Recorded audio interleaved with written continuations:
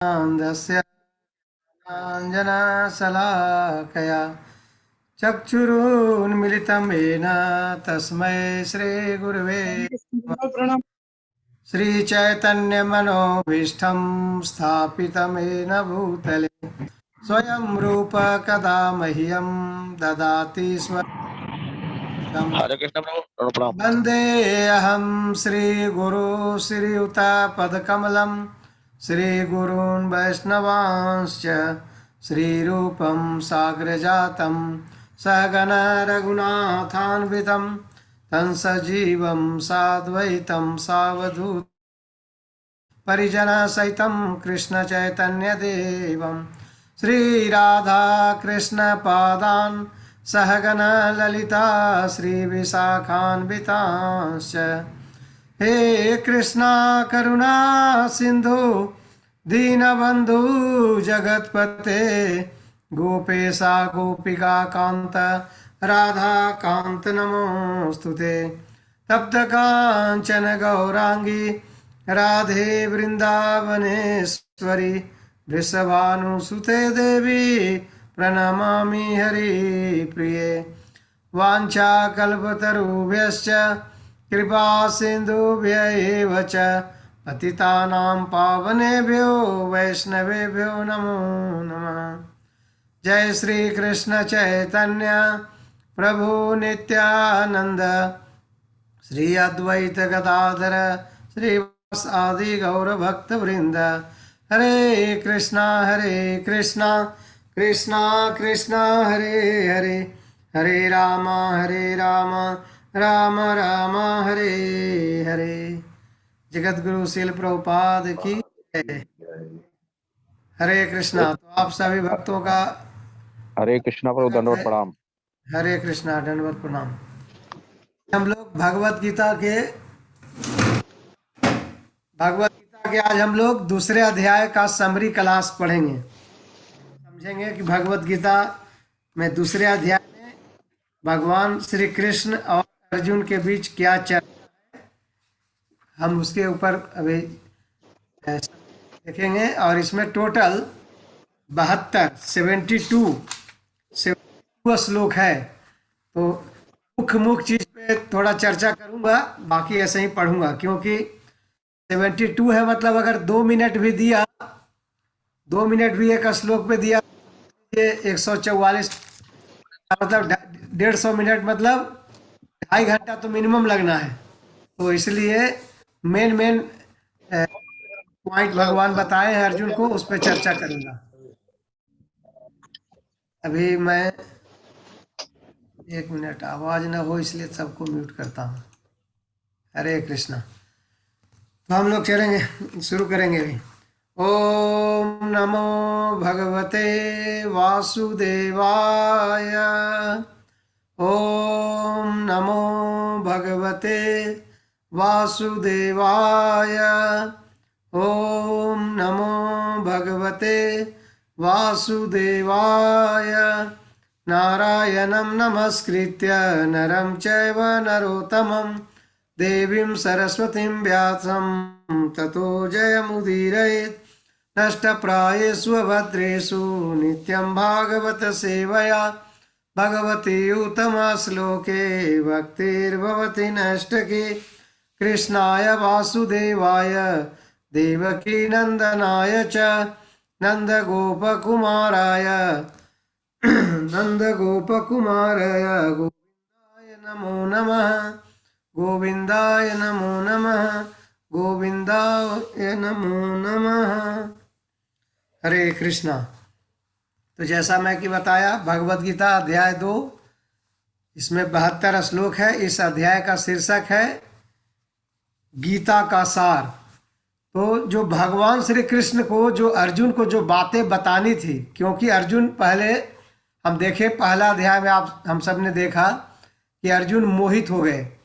मोहित हो गए यानी युद्ध करने से मना कर। तो अर्जुन को युद्ध करने से मना करने का मुख्य कारण क्या था? तो हम देखते हैं 4-5 मुख्य कारण था जिसके कारण अर्जुन युद्ध नहीं करना चाहते थे। पहला कि सिंफुल रिएक्शन, कि हमें पाप लगेगा। मैं युद्ध भूमि में दूसरे को मारूंगा तो मुझे पाप लगेगा। तीसरा, जो कुल धर्म है उसका पालन नहीं होगा। कुल धर्म का पालन कैसे नहीं होगा कि जब अर्जुन मारेंगे तो जो युद्ध क्षेत्र में जिसको भी वो मर जाएंगे तो उनकी जो पत्नी है वो सारी स्त्रियां क्या हो जाएंगी, विधवा हो जाएंगी। विधवा हो जाएंगी तो ऐसा मतलब बताया गया कि वो लोग दूसरे पुरुष के संग कर सकती है, आचरण कर सकती है, ऐसी संभावना होगी। तो क्या होगा, वर्ण संकर संतान उत्पन्न होगा। वर्ण संकर संतान उत्पन्न होगा, इसका मतलब क्या हुआ, वह वैसा संतान उत्पन्न होगा जो कुल धर्म का पालन नहीं करेगा, अपने पूर्वजों को पिंडदान नहीं देगा, अपने कुल देवताओं का सम्मान नहीं करेगा, मतलब जो भी है धर्म के मार्ग पे नहीं चलेगा। तो इसलिए वर्ण संकर जो भी होते हैं वो धर्म का पालन नहीं करते। तो इसलिए दूसरा कारण था। तीसरा कारण क्या था, इंजॉयमेंट। अर्जुन, हम सब देखते हैं कि जब हमें जीवन में कुछ खुशी मिलती है तो हम क्या चाहते हैं कि हम अपने संग, अपने नज़दीकियों के साथ, अपने जानने वालों के साथ उसको शेयर करें तो हमें आनंद ज़्यादा मिलता है। तो अर्जुन ने सोचा कि हम इन सब को मार देंगे और हमें राज्य प्राप्त होगा, तो उस राज्य प्राप्त का हमें कोई आनंद नहीं मिलेगा। अब देखिए, पूरे बहरीन में अगर सब आदमी मर जाए, एक आदमी बचे, वो तो क्या उसको आनंद आएगा? नहीं आएगा, क्योंकि उसको भी आनंद शेयर करने के लिए आदमी चाहिए। तो इसलिए तीसरा कारण था इंजॉयमेंट। अर्जुन को था कि इंजॉयमेंट नहीं होगा।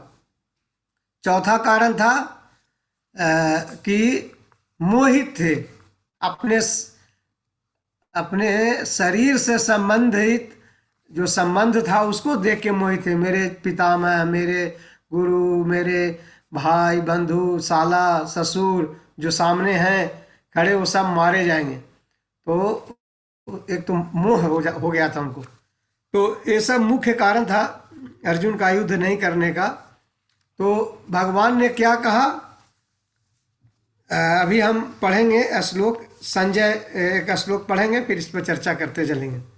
संजय उवाच, मैं देखता हूँ, हाँ, संजय उवाच, संजय उवाच क्या कहता है, तम तथा कृपया आविष्टम असुपूर्ण आकुल क्षणम विषीदंतमिदं वाक्यम उवाच मधुसूदन। संजय ने कहा, करुणा से व्याप्त शोक युक्त अश्रुपूरित नेत्रों वाले अर्जुन को देखकर मधुसूदन कृष्ण ने ये शब्द कहे। तो संजय धृतराष्ट्र को बता रहा है कि अब भगवान श्री कृष्ण बोलने वाले हैं अर्जुन से। भगवान क्या बोलने वाले हैं वो अभी अगला श्लोक में हम पढ़ते हैं। श्री भगवान उवाच, कुतस्त्वा कस्मलम इदम विषमे समुपस्थितम अनार्य जुष्टम अस्वर्गम अकीर्तिम करम अर्जुन। तो एक तरह से भगवान अर्जुन को डांट रहे हैं। कुतस्त्वा कस्मलम इदम, इस कहाँ से कलमस तेरे मन में ऐसा आ गया कि युद्ध नहीं करेंगे? कहाँ से आ गया? तुम युद्ध भूमि में आया, मेरे सामने तुम रथ पे बैठा, गांडीव शंख ध्वनि बज गई, 12 साल तुम इस युद्ध की तैयारी किया, अब बोलते हो कि मैं युद्ध नहीं करूंगा। कुतस्त्वा कस्मलम इदम, ये कलमस तेरे मन में आया कहाँ से? विषमे समुपस्थितम, इस विषम परिस्थिति में जब सामने योद्धा खड़ा है और शंख ध्वनि बज गई है, युद्ध की शुरुआत हो गई है, अब तुम कह रहे हो कि मैं युद्ध नहीं करूंगा। कुतस्त्वा कस्मलम इदम विषमे समुपस्थितम अनार्य जुष्टम अस्वर्गम। हे अर्जुन, अनार्य जुष्टम, जो आर्य मतलब वो लोग, आर्य उनको कहा जाता है जो धर्म के पालन करते हैं, जो धर्म के रास्ते पे चलते हैं। तो भगवान ने कहा अनार्य जुष्टम अस्वर्गम, ये देखो, ये तुम्हारा ये डिसीजन कि हम युद्ध नहीं करेंगे, ये अनार्य जुष्टम, ये जो धर्म के मार्ग पे नहीं चलने वाले हैं, अनार्य लोग, उसको प्रसन्नता होगी। धर्म के मार्ग पे चलने वालों को तुम्हारे निर्णय से खुशी नहीं मिलेगी। अनार्य जुष्टम अस्वर्गम, देखो अर्जुन, ये स्वर्ग की प्राप्ति नहीं, अस्वर्गम, नरक की प्राप्ति होगी। अकीर्तिम, तेरा सब कीर्ति चला जाएगा, ख्याति जो भी तुमने अभी तक जीवन में अर्जित किया, अपने कुल का, तेरा खुद का, सबका नाम कीर्ति सब समाप्त हो जाएगा। अकीर्तिम करम अर्जुन है। तो भगवान एक तरह से अर्जुन को डांट रहे हैं कि ये कलमश तुमको आया मन में कैसे, कुतस्तवा, कहाँ से आ गया। वो भी विषम परिस्थिति में, जब सामने योद्धा हमारा शत्रु खड़ा है, और ये जो तुम्हारा निर्णय है अनार्य जुष्टम, ये आर्यों को यानी धर्म के मार्ग वालों को नहीं, अनार्यों को कुष्ट करेगा, जुष्ट करेगा, उनको खुशी देगा। ये सारे लोग खुशी हो जाएंगे तुम अगर युद्ध नहीं करने का निर्णय लिया तो इस तरह से भगवान अर्जुन को डांटते हैं। फिर क्या होता है, फिर भगवान कहते हैं न कर्मणाम अनारंभात न ऐसा कर्म्य पुरुषो अश्नुते न च संन्यासनात् सिद्धिम न च संन्यासादेव सिद्धिम समाधिगच्छति। न तो कर्म से विमुख होकर कोई कर्म फल से छुटकारा पा सकता है, और न केवल संन्यास से सिद्धि प्राप्त की जा सकती है। तो पहले तो भगवान डांटते हैं अर्जुन को कि तुम्हारा विषम परिस्थिति में कहाँ से आया ऐसा निर्णय कि हम युद्ध नहीं करेंगे। और देखो, तुम सोचते हो कर्म, ना तो कोई कर्म फल से छुटकारा पा सकता है, तुम सोच रहे हो कि हम इनको मारेंगे तो हमको पाप लगेगा। देखो, ये तेरा नियत धर्म है, तेरा नियत कर्तव्य है क्षत्रियों का कि अधर्मियों को दंड देना है, और तुम सोचते हो कि हम ये कर्म नहीं करेंगे, कर्म से विमुख हो जाएंगे, तो तुमको फिर भी कर्म फल लगेगा, फिर भी पाप लगेगा, तुमको फल से छुटकारा नहीं मिलने वाला है। और न केवल संन्यास से सिद्धि प्राप्त की जा सकती है। और तुम सोच रहे हो कि अपने जीवन में हम सिद्धि, अपने जीवन में प्रगति हम प्राप्त कर ले ये अपने कर्म को त्याग करके, तो ये भी संभव नहीं है। तो भगवान दो चीज बताएं। तीसरा श्लोक में भगवान क्या बता रहे हैं, न ही कश्चित क्षणमपि जातुम तिष्ठति कर्म कृत कार्यते ही अवसर कर्म सर्व प्रकृति जय गुणई। भगवान कहते हैं प्रकृति, प्रत्येक व्यक्ति को प्रकृति से अर्जित गुणों के अनुसार विवश होकर कर्म करना पड़ता है। अतः कोई भी एक क्षण भर के लिए भी बिना कर्म किए नहीं रह सकता। तो भगवान अर्जुन को डांटा दूसरा श्लोक में। तीसरा श्लोक में भगवान कहा कि कर्म से विमुख होकर कर्म से छुटकारा, कर्म फल से छुटकारा नहीं मिलेगा। कर्म से तो सोच रहे हो छोड़ देंगे, मार काट करने वाला कार्य जो क्षत्रिय का नियत धर्म है, तो भी तुमको कर्म फल लगेगा, और तुम्हारी तो सोच रहे हो कि हम जीवन में सिद्धि प्राप्त करें, वो भी नहीं होगा। यहाँ तक फिर ये भी कह रहे हैं कि हर व्यक्ति को, प्रत्येक व्यक्ति को प्रकृति के से अर्जित गुणों के अनुसार विवश होकर कर्म करना पड़ता है। हम सोचते हैं कि हम करता है, हम सोचते हैं ना ये काम हमने किया, नहीं। फिर तो हम अपने जीवन में जो भी अपनी इच्छा के हिसाब से कर्म करना चाहे, हम सब कर्म कर सकते हैं, लेकिन होता है क्या, नहीं कर पाते, क्योंकि कोई परिस्थिति, विषम परिस्थिति आ जाती है। चाहते हैं आज ये काम निपटा दे ऑफिस में, लेकिन नहीं हो पाता, कोई और बाधा आ जाती है। तो हम और कर्म करना कुछ और चाहते हैं, फिर करने कुछ और लग जाते हैं, ये भी होता है। तो ये क्यों होता है, ये क्यों हमारे हमको रेगुलेट कौन करता है, हमको प्रभावित कौन करता है, ये प्रकृति के गुण करते हैं। इसलिए भगवान तीसरे अध्याय में कहते हैं प्रकृति क्रियमानानि गुणे कर्माणि च सर्वश अहंकार विमूढ़ात्मा कर्ता हम इति मन्यते। भगवान इसलिए कहते हैं कि देखो, इस जगत में जो भी कार्य होते हैं वो प्रकृति के गुणों के द्वारा होता है, सतोगुण, रजोगुण, तमोगुण के द्वारा होता है। तो भगवान यहाँ पे वही बात कह रहे हैं कि प्रकृति से अर्जित गुण के अनुसार विवश होकर कर्म करना पड़ता है। अर्जुन, तुम मत सोचो ऐसा, और तुम सोचते हो कि हम बिना कर्म करके रह जाएंगे। बिना कर्म किए कोई व्यक्ति नहीं रह सकता, एक क्षण भी नहीं। तो भगवान ने ऐसा क्यों कहा, क्योंकि हमें जीवन जीने के लिए श्वास लेने की जरूरत है, तो श्वास लेना भी एक कर्म है। बिना श्वास लिए हम जीवन को नहीं चला सकते, शरीर को नहीं जीवित रह सकते।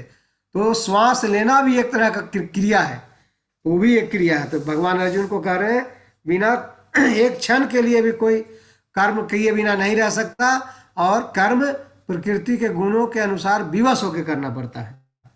आगे भगवान क्या कहते हैं, कर्म इंद्रियानि संयम्यम यास्ते मनसा स्मरन इंद्रियार्थान विमूढ़ात्मा मिथ्याचार स उच्यते। जो कर्म इंद्रियों को वश में तो करता है, किंतु जिसका मन इंद्रिय विषयों का चिंतन करता रहता है, ओ सॉरी सॉरी, मैं गलत पढ़ दिया। मैं गलत पढ़ दिया, दूसरा अध्याय का, मैं तीसरा अध्याय में चला गया, सॉरी। हाँ, वही मैं सोच रहा। अब कैलव्यम मास अस्मकम पार्थ नैतब नये तत्व उपपद्यते क्षुद्रम हृदय दौर्बल्यम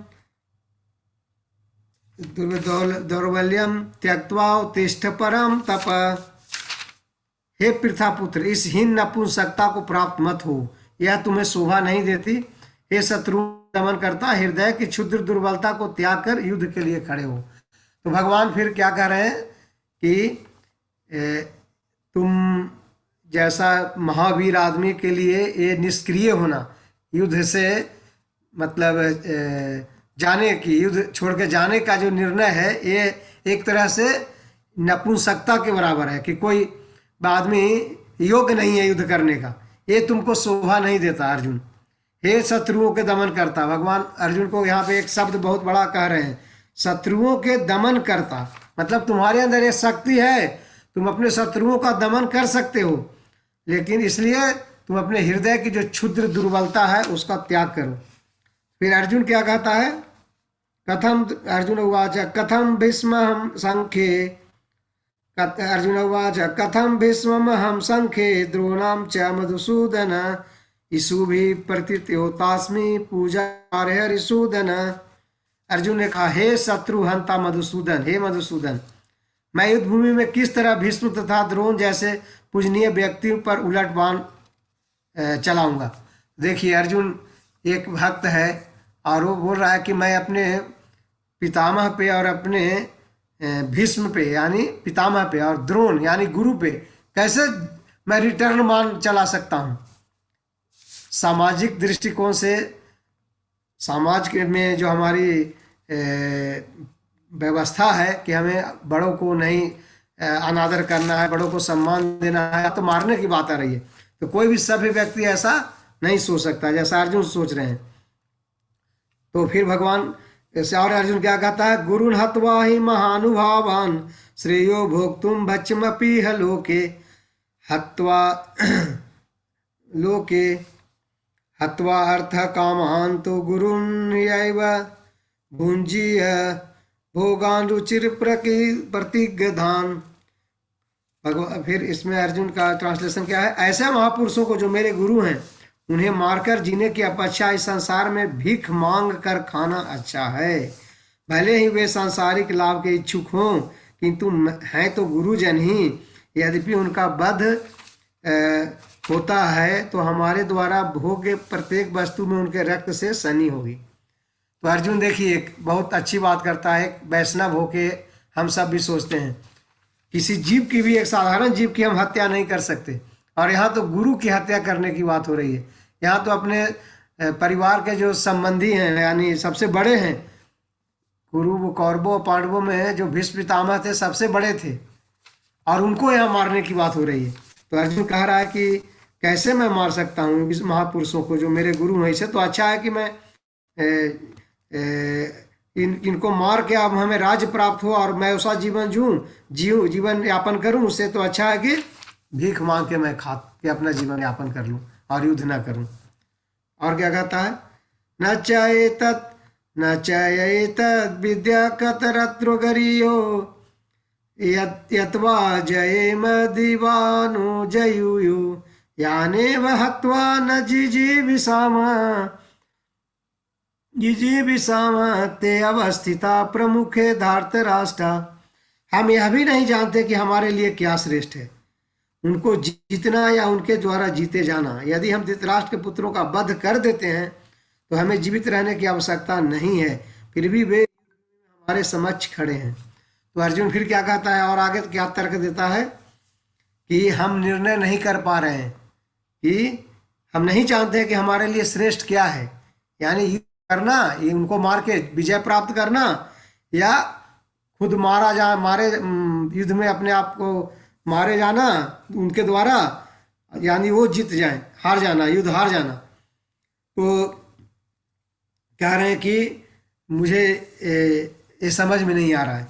तो फिर क्या कहते हैं, देखिए अब अर्जुन का जो एक मुख्य इम्पोर्टेंट श्लोक है भगवत गीता का दूसरा श्लोक क्या है, दूसरा अध्याय का 7वां श्लोक। कर्पण्य दोष बृहत् स्वभाव पृच्छामि त्वां धर्म समूढ़ चेता यस्य स्यात् निश्चितं ब्रूहि तन्मे शिष्यस्तेहं साधिमां त्वां प्रपन्नम्। अब मैं अपनी कृपण दुर्बलता के कारण अपना कर्तव्य भूल गया हूँ और सारा धैर्य खो चुका हूँ। ऐसी अवस्था में मैं आपसे पूछ रहा हूँ कि मेरे लिए जो श्रेयस्कर है उसे निश्चित रूप से बताएं। अब मैं आपका शिष्य हूँ, आपका शरणागत हूँ, कृपया उपदेश दें। तो देखिए, इस भगवत गीता से अर्जुन से हमें एक शिक्षा मिलती है। हम सब भी अपने जीवन में दुविधा में आ सकते हैं, जैसे अर्जुन दुविधा में है, गुरु को मारे कि नहीं मारे, अपने पितामह को मारे कि नहीं मारे। तो अर्जुन के सामने एक दुविधा है अपने कर्तव्य निर्वहन में। तो इसी तरह हमारे जीवन में भी ये दुविधा आ सकती है। तो हमें दुविधा आएगा तो हमें क्या करना है, अर्जुन से सीख लेनी है। अर्जुन क्या यहाँ कह रहे हैं, शिष्यस्ते हम साधि माम त्वाम प्रपन्नम, मैं आपका शिष्य हूँ और आप मेरे गुरु हैं। अब आप मेरा मार्गदर्शन कीजिए कि मेरे लिए युद्ध करना श्रेष्ठ है या युद्ध भूमि से चले जाना श्रेष्ठ है। अब अर्जुन कृष्ण को गुरु बना लिए हैं। अब भगवान श्री कृष्ण अर्जुन को फिर बताएंगे कि उनके लिए क्या श्रेष्ठ है। तो अभी फिर और अर्जुन क्या कह रहा है आगे, नहीं प्रपश्यामि ममानुपद्यात् यत् शोकम इंद्रियाणाम अवाप्य भूमौ असपत्नाम पत्नामृद्धम राज्यम सुरानाम अपि च आधिपत्यम। मुझे ऐसा कोई साधन नहीं दिखता जो मेरी इंद्रियों को सुखाने वाले इस शोक को दूर कर सके। स्वर्ग पर देवताओं के आधिपत्य की तरह इस धन धान संपन्न सारी पृथ्वी पर निष्कंटक राज प्राप्त करके भी मैं इस शोक को दूर नहीं कर सकूंगा। तो अर्जुन शोकित है, क्या बोल रहे हैं, मुझे अब कोई साधन नहीं दिख रहा है जो मेरे अंदर जो एक शोक उत्पन्न हो गया है कि क्या करूं, मैं दुविधा में हूं, मेरी दुविधा को दूर करने वाला कोई रास्ता नहीं दिख रहा है। अगर मैं जैसे स्वर्ग में देवताओं के आधिपत्य है, अगर उस और सब उसी तरह अगर इस धन धान से भरा पृथ्वी पर मैं मुझे सारा राज भी प्राप्त कर लूंगा युद्ध विजय पाने के बाद, तो भी मेरे इस शोक को दूर नहीं कर पाएगा भगवान। मैं फिर भी प्रसन्नता नहीं ग्रहण कर पाऊंगा अगर पूरे पृथ्वी को भी जीत लूं तो भी। अब बताइए मैं मुझे क्या करना चाहिए। तो फिर भगवान के कहने के पहले संजय अब क्या कहते हैं, संजय उवाच एवं मुक्त्वा ऋषिकेश गुडाकेश परन्तप न्यायोस्य इति गोविंद मुक्त्वा तृष्णि बभूव। संजय ने कहा, इस प्रकार कहने के बाद शत्रुओं का दमन करने वाला अर्जुन कृष्ण से बोला, हे गोविंद, मैं युद्ध नहीं करूंगा, और चुप हो गया। तो ये सब तर्क देके अर्जुन बोल दिया कि मैं युद्ध नहीं कर सकता, मेरे होठ सूख रहे हैं और पृथ्वी का राज प्राप्त करके भी मेरे इस दुख को, इस शोक को नष्ट कर नहीं होगा, मुझे ऐसा नहीं समझ में आ रहा है, मैं क्या करूं। तो फिर अर्जुन संजय बता रहा है धृतराष्ट्र को कि अर्जुन भगवान से और युद्ध नहीं करूंगा कह दिया और चुप हो गया।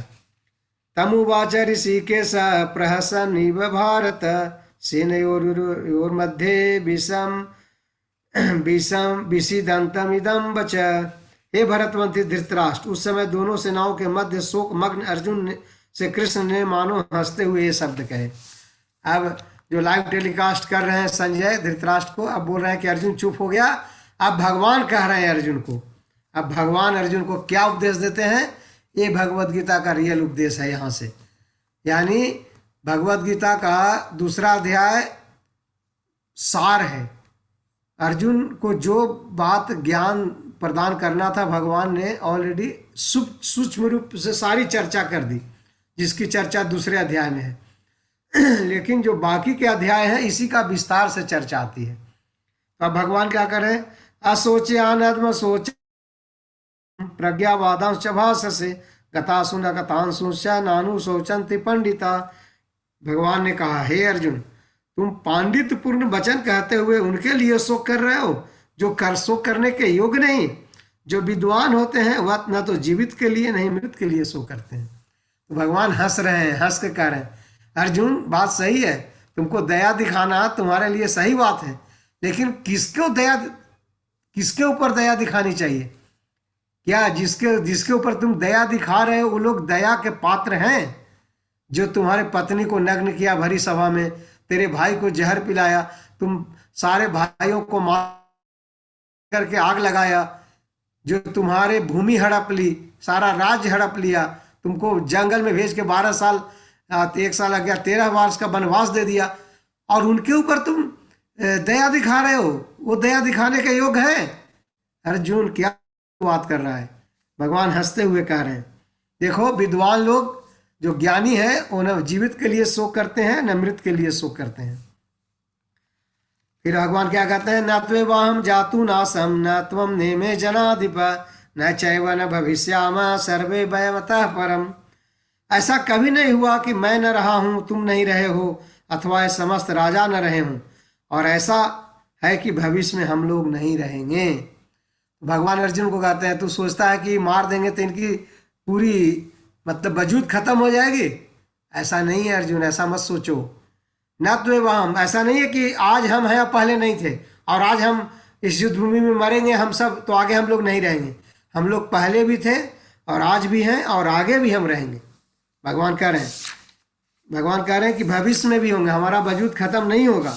लेकिन भगवान किस वजूद की बात कर रहे हैं अब कहेंगे आगे। और देहिनो अस्मिन् देहे कौमारम यौवनम जरा तथा देहांतर प्राप्ति धीरस्तत्र न मुह्यति। जिस प्रकार शरीरधारी आत्मा इस वर्तमान शरीर में बाल्यावस्था से तरुण अवस्था में और फिर वृद्धावस्था से निरंतर अग्रसर होता रहता है, उसी प्रकार मृत्यु होने पर आत्मा दूसरे शरीर में चला जाता है। धीर व्यक्ति ऐसे परिवर्तन से मोह को प्राप्त नहीं होते। तो भगवान जो कह रहे हैं अर्जुन को जो ज्ञान दिया अभी कि ये राजा लोग जिस युद्ध भूमि में जो तुम्हारे सामने खड़े हैं ये पहले भी थे अर्जुन, और ये आज भी हैं और आगे भी रहेंगे। लेकिन भगवान किसके बारे में कह रहे हैं? उनकी जीवात्मा, उनकी आत्मा के बारे में कह रहे हैं, न कि उनके शरीर के बारे में।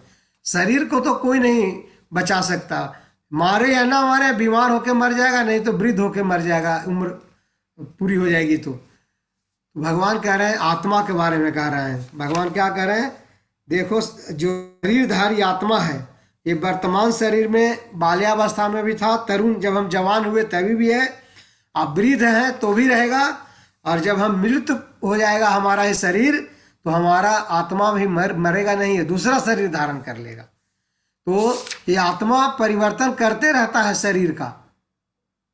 तो इससे इस परिवर्तन से तुमको मोहित होने की जरूरत नहीं है, शोक करने की जरूरत नहीं है। मात्रा स्पर्शस्तु कौन्तेय शीतोष्ण सुख दुखदा आगमा पायिनो नित्य तांतते छस्व भारत। फिर क्या करें, बहुत बड़ा ज्ञान की बात क्या करें, हे कुंती पुत्र, सुख तथा दुख का क्षणिक उदय तथा काल क्रम में उसका अंतर्धान होना सर्दी तथा गर्मी की ऋतुओं के आने जाने के समान है। हे भरतवंशी, ये वे इंद्रिय बोध से उत्पन्न होते हैं और मनुष्य को चाहिए कि अविचल भाव से उनको सहन करना सीखे। तो भगवान कह रहे हैं देखो जैसे हम सब के लिए है, गर्मी आता है तो हम किसी सहन करते ही नहीं, ज़्यादा से ज़्यादा गर्मी भी होती है तो सहन करते हैं, ज़्यादा से ज़्यादा ठंड भी होती है तो हम सहन करते हैं, बहुत बारिश भी होती है तो हम सहन करते हैं। कंप्लेन करते हैं किसी को? क्या कंप्लेन करते हैं? सहन करना पड़ता है। क्यों? कि हमारे अंदर ऐसा विश्वास हो गया है कि ये गर्मी आएगा ही, ये ठंडी आएगा ही, इसके बाद बारिश आएगा ही, तो ये चक्र आएगा। तो उसी तरह जो ज्ञानी है वो समझता है कि अभी जीवन में सुख है, आगे विपत्ति आएगा ही, दुख आएगा ही और फिर सुख आएगा, तो ये चक्र चलते रहेगा। भगवान कह रहे हैं कि जो सुख और दुख है क्षण मात्र के लिए अर्जुन, जैसे सर्दी और गर्मी ऋतु परिवर्तन होता है उसी तरह ये सुख और दुख भी है। सुख और दुख ऋतु परिवर्तन का जैसा है, इसलिए तुम उसको सहन करना सीखो। मनुष्य को चाहिए कि अविचल भाव से उसको सहन। तो जैसे हम लोग गर्मी होता है तो भी सहन करते हैं, बहुत अधिक गर्मी होती है, बहुत अधिक ठंडी होती है तो भी सहन करते हैं, किसी को कंप्लेन नहीं करते। किसी को सुने हैं कंप्लेन करते हुए कहीं? गवर्नमेंट ऑफिस में या भगवान के पास, क्योंकि हमें मालूम है ये प्रकृति द्वारा ये ऋतु परिवर्तन होते रहता है, इसलिए हम सहन करते हैं। तो इस दुख सुख भी हमको प्रकृति द्वारा ही मिलता है। प्रकृति के गुण द्वारा हमें विवश होकर कार्य करना पड़ता है और उस कार्य का हमें प्रतिफल मिलता है अच्छे और बुरे के रूप में। तो इसीलिए भगवान कह रहे हैं अविचल भाव से इसको सहन करो। फिर और भगवान क्या करें, यम ही न व्यथायन्ति एते पुरुष ऋषभ सम दुख सुखम धीरम सो अमृत्वाय कल्पते। हे पुरुष श्रेष्ठ अर्जुन, जो पुरुष सुख तथा दुख में विचलित नहीं होता और इन दोनों में समभाव रहता है, निश्चित रूप से मुक्ति के योग्य है। तो भगवान फिर क्या करें कि देखो, तुम सोच रहे हो यहाँ सुख और दुख से तुम विचलित हो रहे हो कि हम शोक कर रहे हो कि कैसे मैं उनको मार सकता हूँ, जैसा हमने अभी चर्चा की। तो भगवान कह रहे हैं कि ये सुख और दुख से जो है पुरुष श्रेष्ठ जो है, जो पुरुषों में श्रेष्ठ है, यानी उत्तम व्यक्ति, जो ज्ञानी हैं, जो विद्वान हैं, जो मतलब जीवन के मूल्य को समझते हैं, वो कभी इन सुख और दुख से विचलित नहीं होते।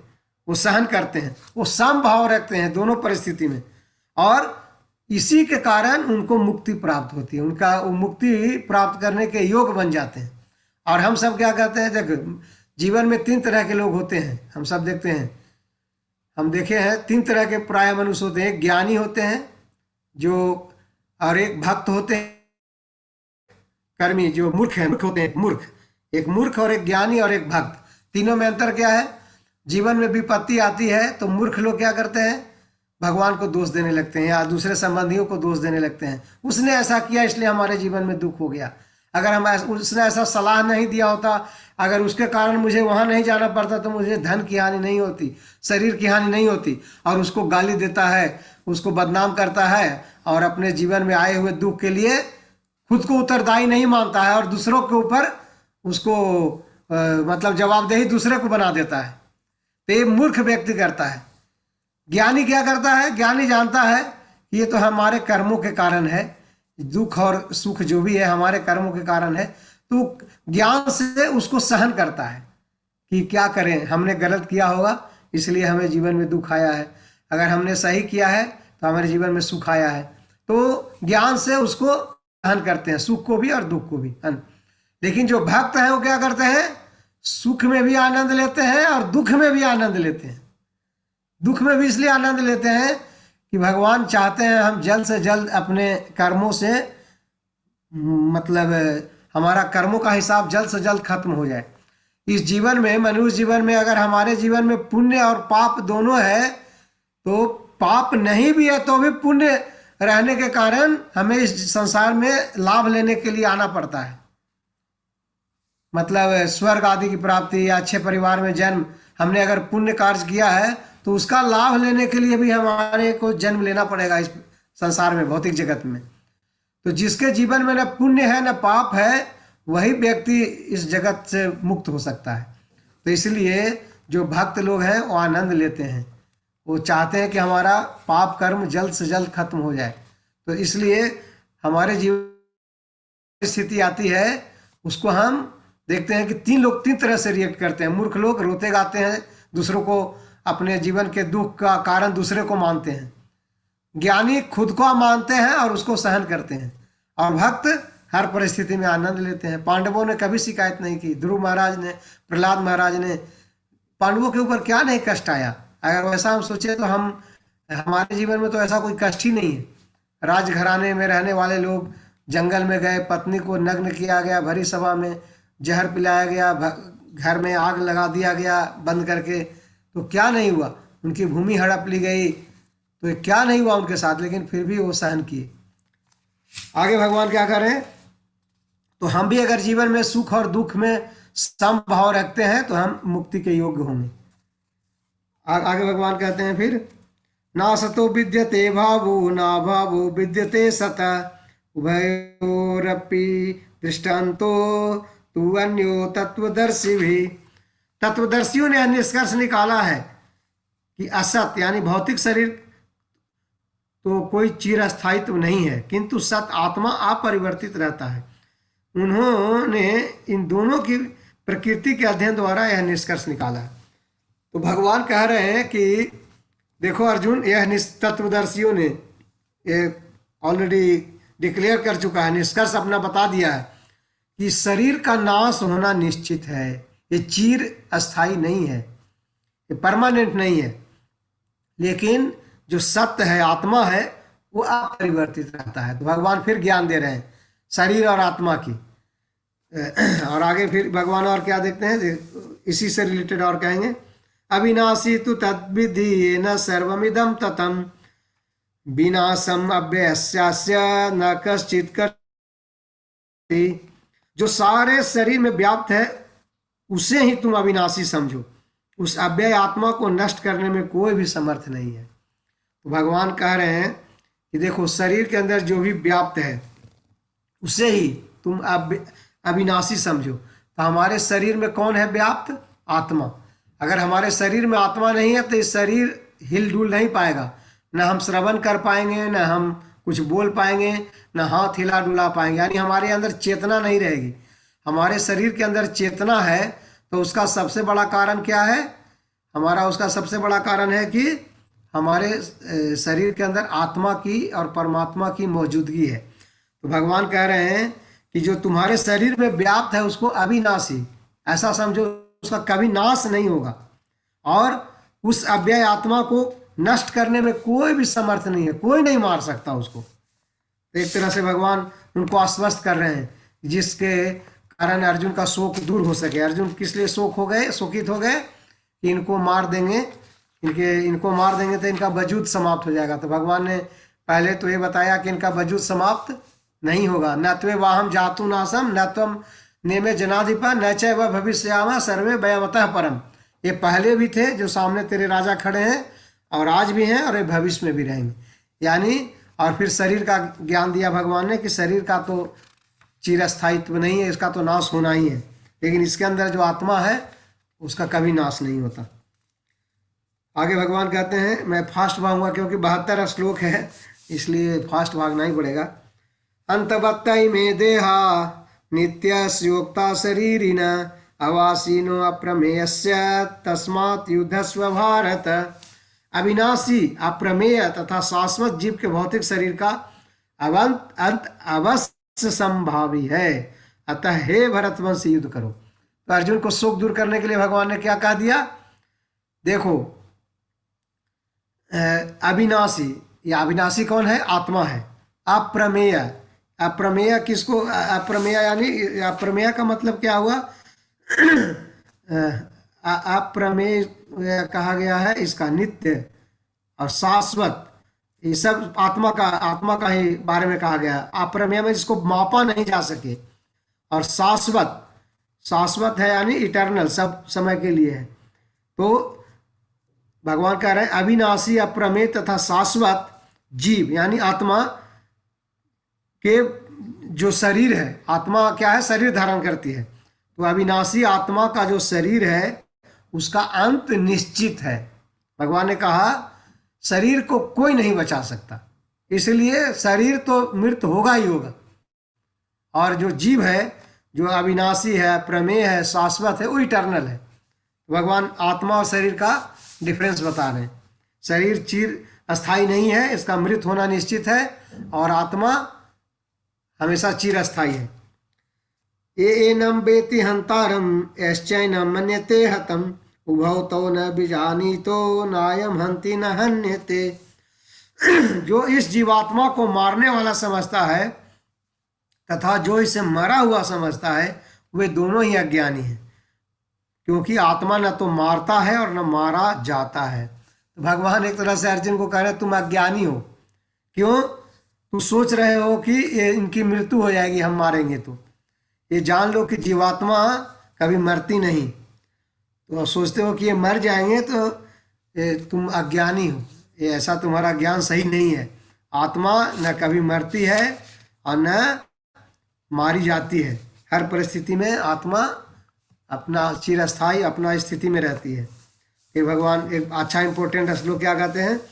न जायते म्रियते वा कदाचिन्नायं भूत्वा भविता वा न भूय अजो नित्य शाश्वतो अयम पुराणो न हन्यते हन्यमाने शरीरे। ये आत्मा की परिभाषा बता रहे हैं। भगवान क्या करें, आत्मा कैसा है। हम सब जीव को बोलते हैं ना कि आप कौन हो, हम बोलते हैं कि आपकी पहचान क्या है, तो हम बोलते हैं हम जीवात्मा हैं।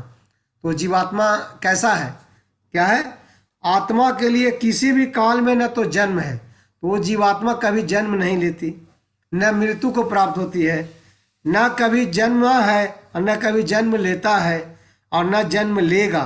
वह अजन्मा नित्य शाश्वत और पुरातन है। शरीर के मारे जाने पर भी वह मारा नहीं जाता। तो भगवान ने आत्मा की परिभाषा बताई। न जायते, उसका जन्म होता नहीं होता, न म्रियते, उसकी मृत्यु भी नहीं होता, कदाचिन, कभी नहीं होता।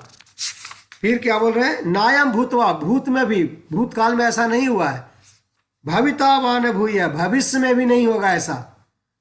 क्यों, क्योंकि अजो, आत्मा अजन्मा है, अज है, नित्य है, शाश्वत है, पुरातन है, अनादिकाल से।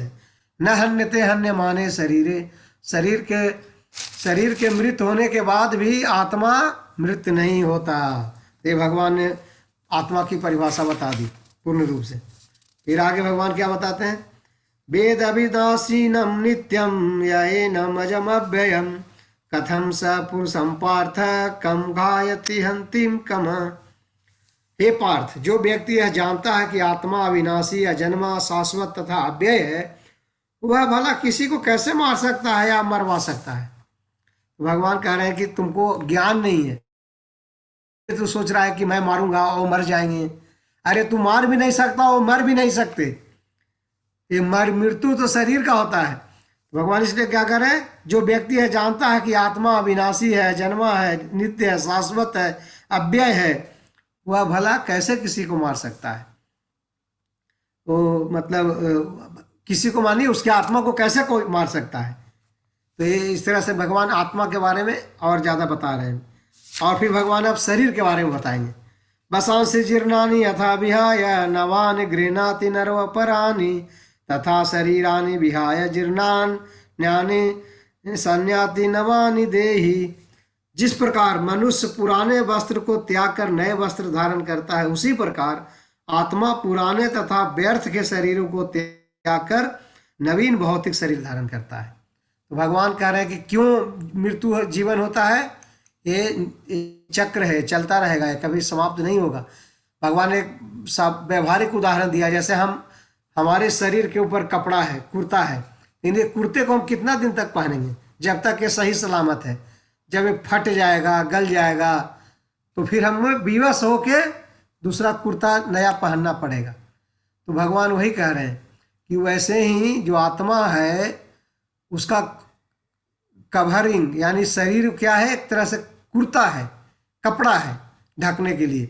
तो एक शरीर जब तक सही है, अगर शरीर में रोग लग गया, शरीर वृद्ध हो गया, मृत्यु को प्राप्त हो गया, तो ये आत्मा क्या करेगी, अपने आप इस शरीर का त्याग कर देगी। जैसे हम फटे पुराने कपड़े का त्याग करके नया कपड़ा पहन लेते हैं, वैसे ही हमारी आत्मा भी इस फटे हुए कपड़े को, पुराने कपड़े को, यानी पूरा वृद्ध शरीर को, जर्जर शरीर को त्याग करके दूसरा शरीर धारण कर लेगी। भगवान ने ये कहा, ये नेचुरल चीज है। फिर भगवान आत्मा के बारे में और क्या बता रहे हैं, नैनम छिंदन्ति शस्त्राणि नैनम दहति पावक न चैनम कलेदयंतापो न शोषयति मारुत। यह आत्मा न तो कभी किसी शस्त्र द्वारा खंड खंड किया जा सकता है, न अग्नि द्वारा जलाया जा सकता है, न जल द्वारा भिगोया जा सकता है, न वायु द्वारा सुखाया जा सकता है। तो भगवान ने आत्मा की गुण बताए। नैनम छिंदन्ति शस्त्राणि, कोई अस्त्र शस्त्र से नहीं खंडन होगा आत्मा, यानी कोई अस्त्र शस्त्र उसका हनन नहीं कर सकता, खंड कर सकता। नैनम दहति पावक, आग भी नहीं जला सकता आत्मा को। न चैनम कलेदयंता को, और न पानी इसको भिगो सकता है।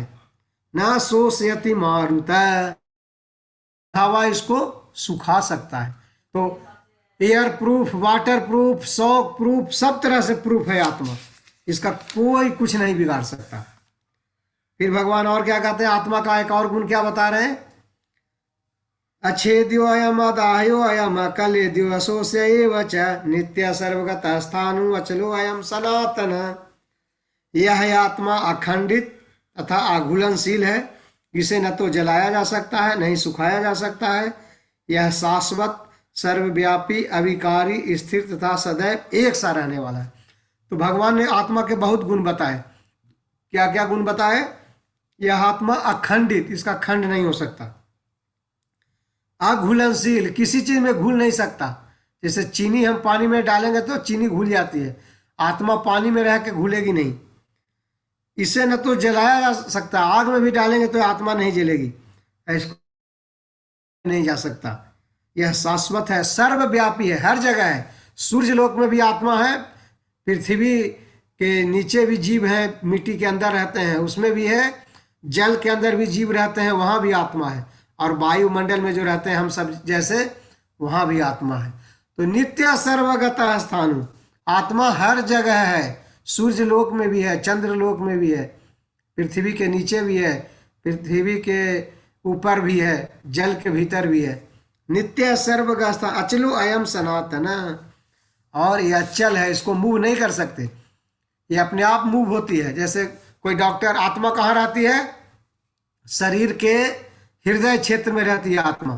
तो कोई डॉक्टर हार्ट का ऑपरेशन करता है, हार्ट ट्रांसप्लांट होता है ना, हृदय का रूपांतर होता है, डॉक्टर क्या करता है, हार्ट बदल देता है, आजकल साइंस बदल देता है हार्ट को। तो हमारी आत्मा तो हृदय के अंदर रहती है, तो क्या हार्ट हमारा बदल के दूसरे शरीर में चला जाएगा तो आत्मा भी चली जाएगी?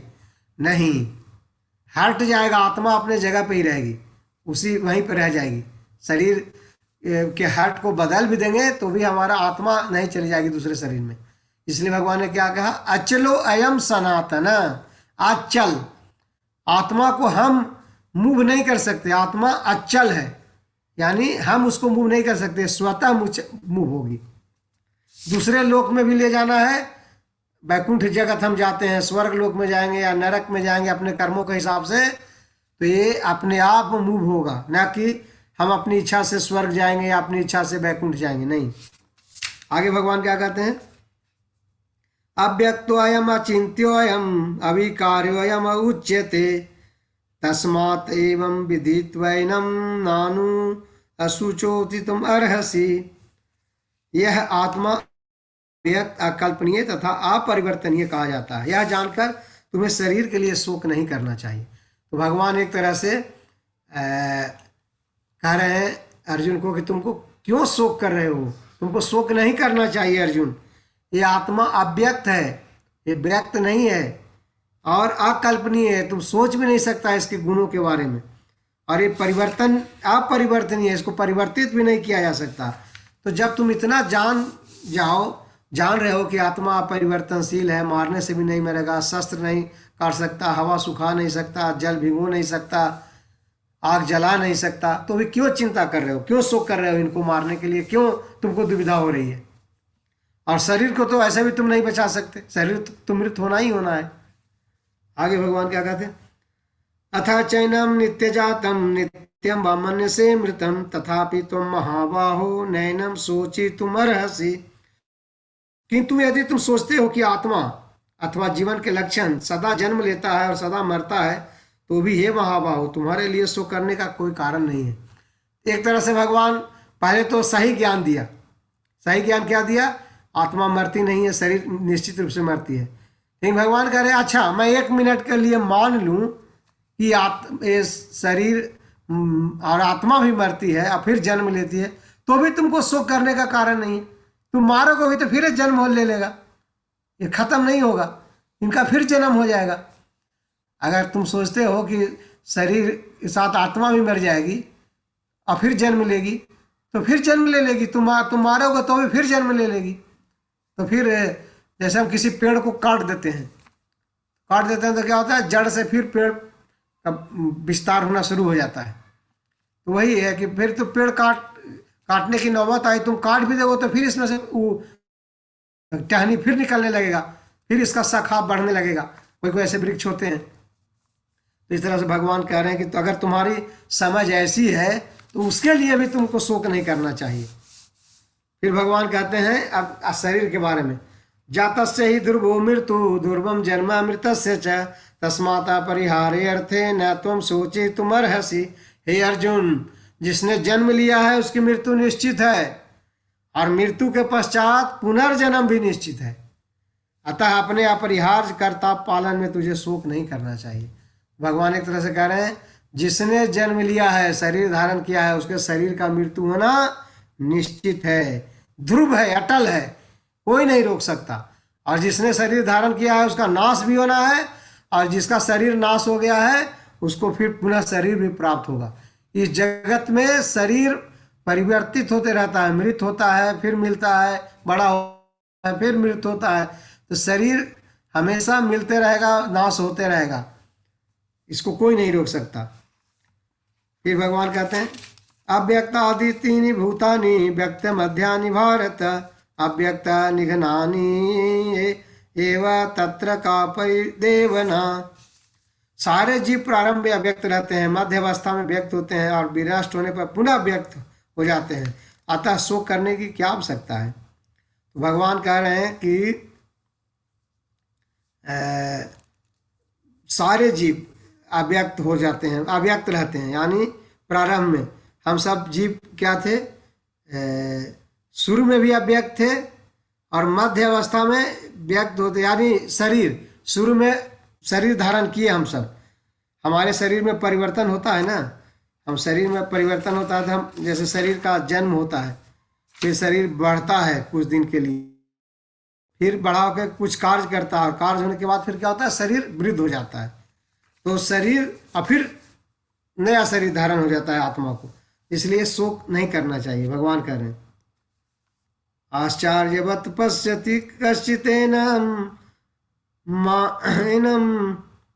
माश्चर्यवद्दति तथैव चान्य आश्चर्यवत् च एनम् अन्य शृणोति श्रुत्वापि एनं वेद न च एव कश्चित्।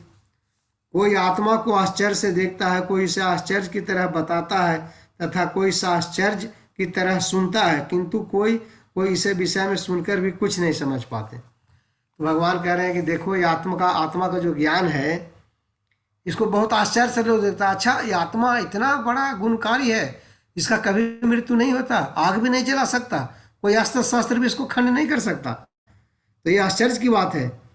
और फिर किंतु कोई इसको जान के भी नहीं समझ पाता है। तो भगवान कह रहे हैं कि जीव दो तरह के होते हैं, कोई आत्मा के स्थिति को जानते हैं और कोई और आश्चर्यचकित रहते हैं इसके गुणों को जानकर, किंतु कोई बहुत कुछ इसके बारे में जान के भी नासमझ जैसा बने रहते हैं। आगे भगवान कहते हैं, देहि नित्यम अभ्यय वयम देहे सर्वस्य भारत तस्मात् सर्वाणि भूतानि न त्वं शोचितुमर्हसि।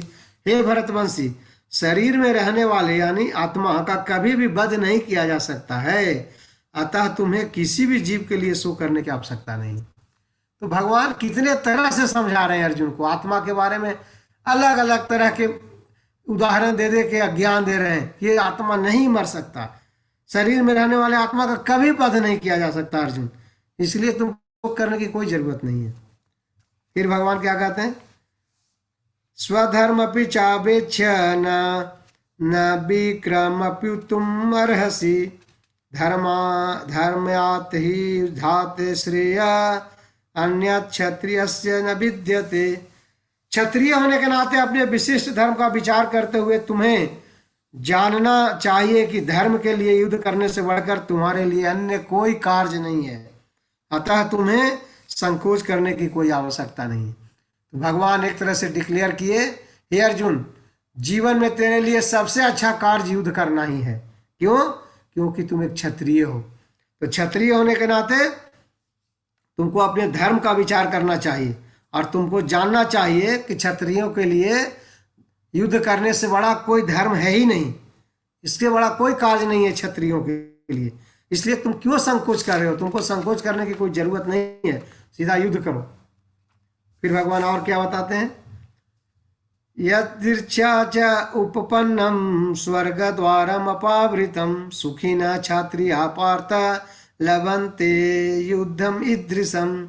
देखिए क्षत्रिय के बारे में क्या बता रहे हैं, क्षत्रिय होने का फायदा क्या है बता रहे हैं पार्थ।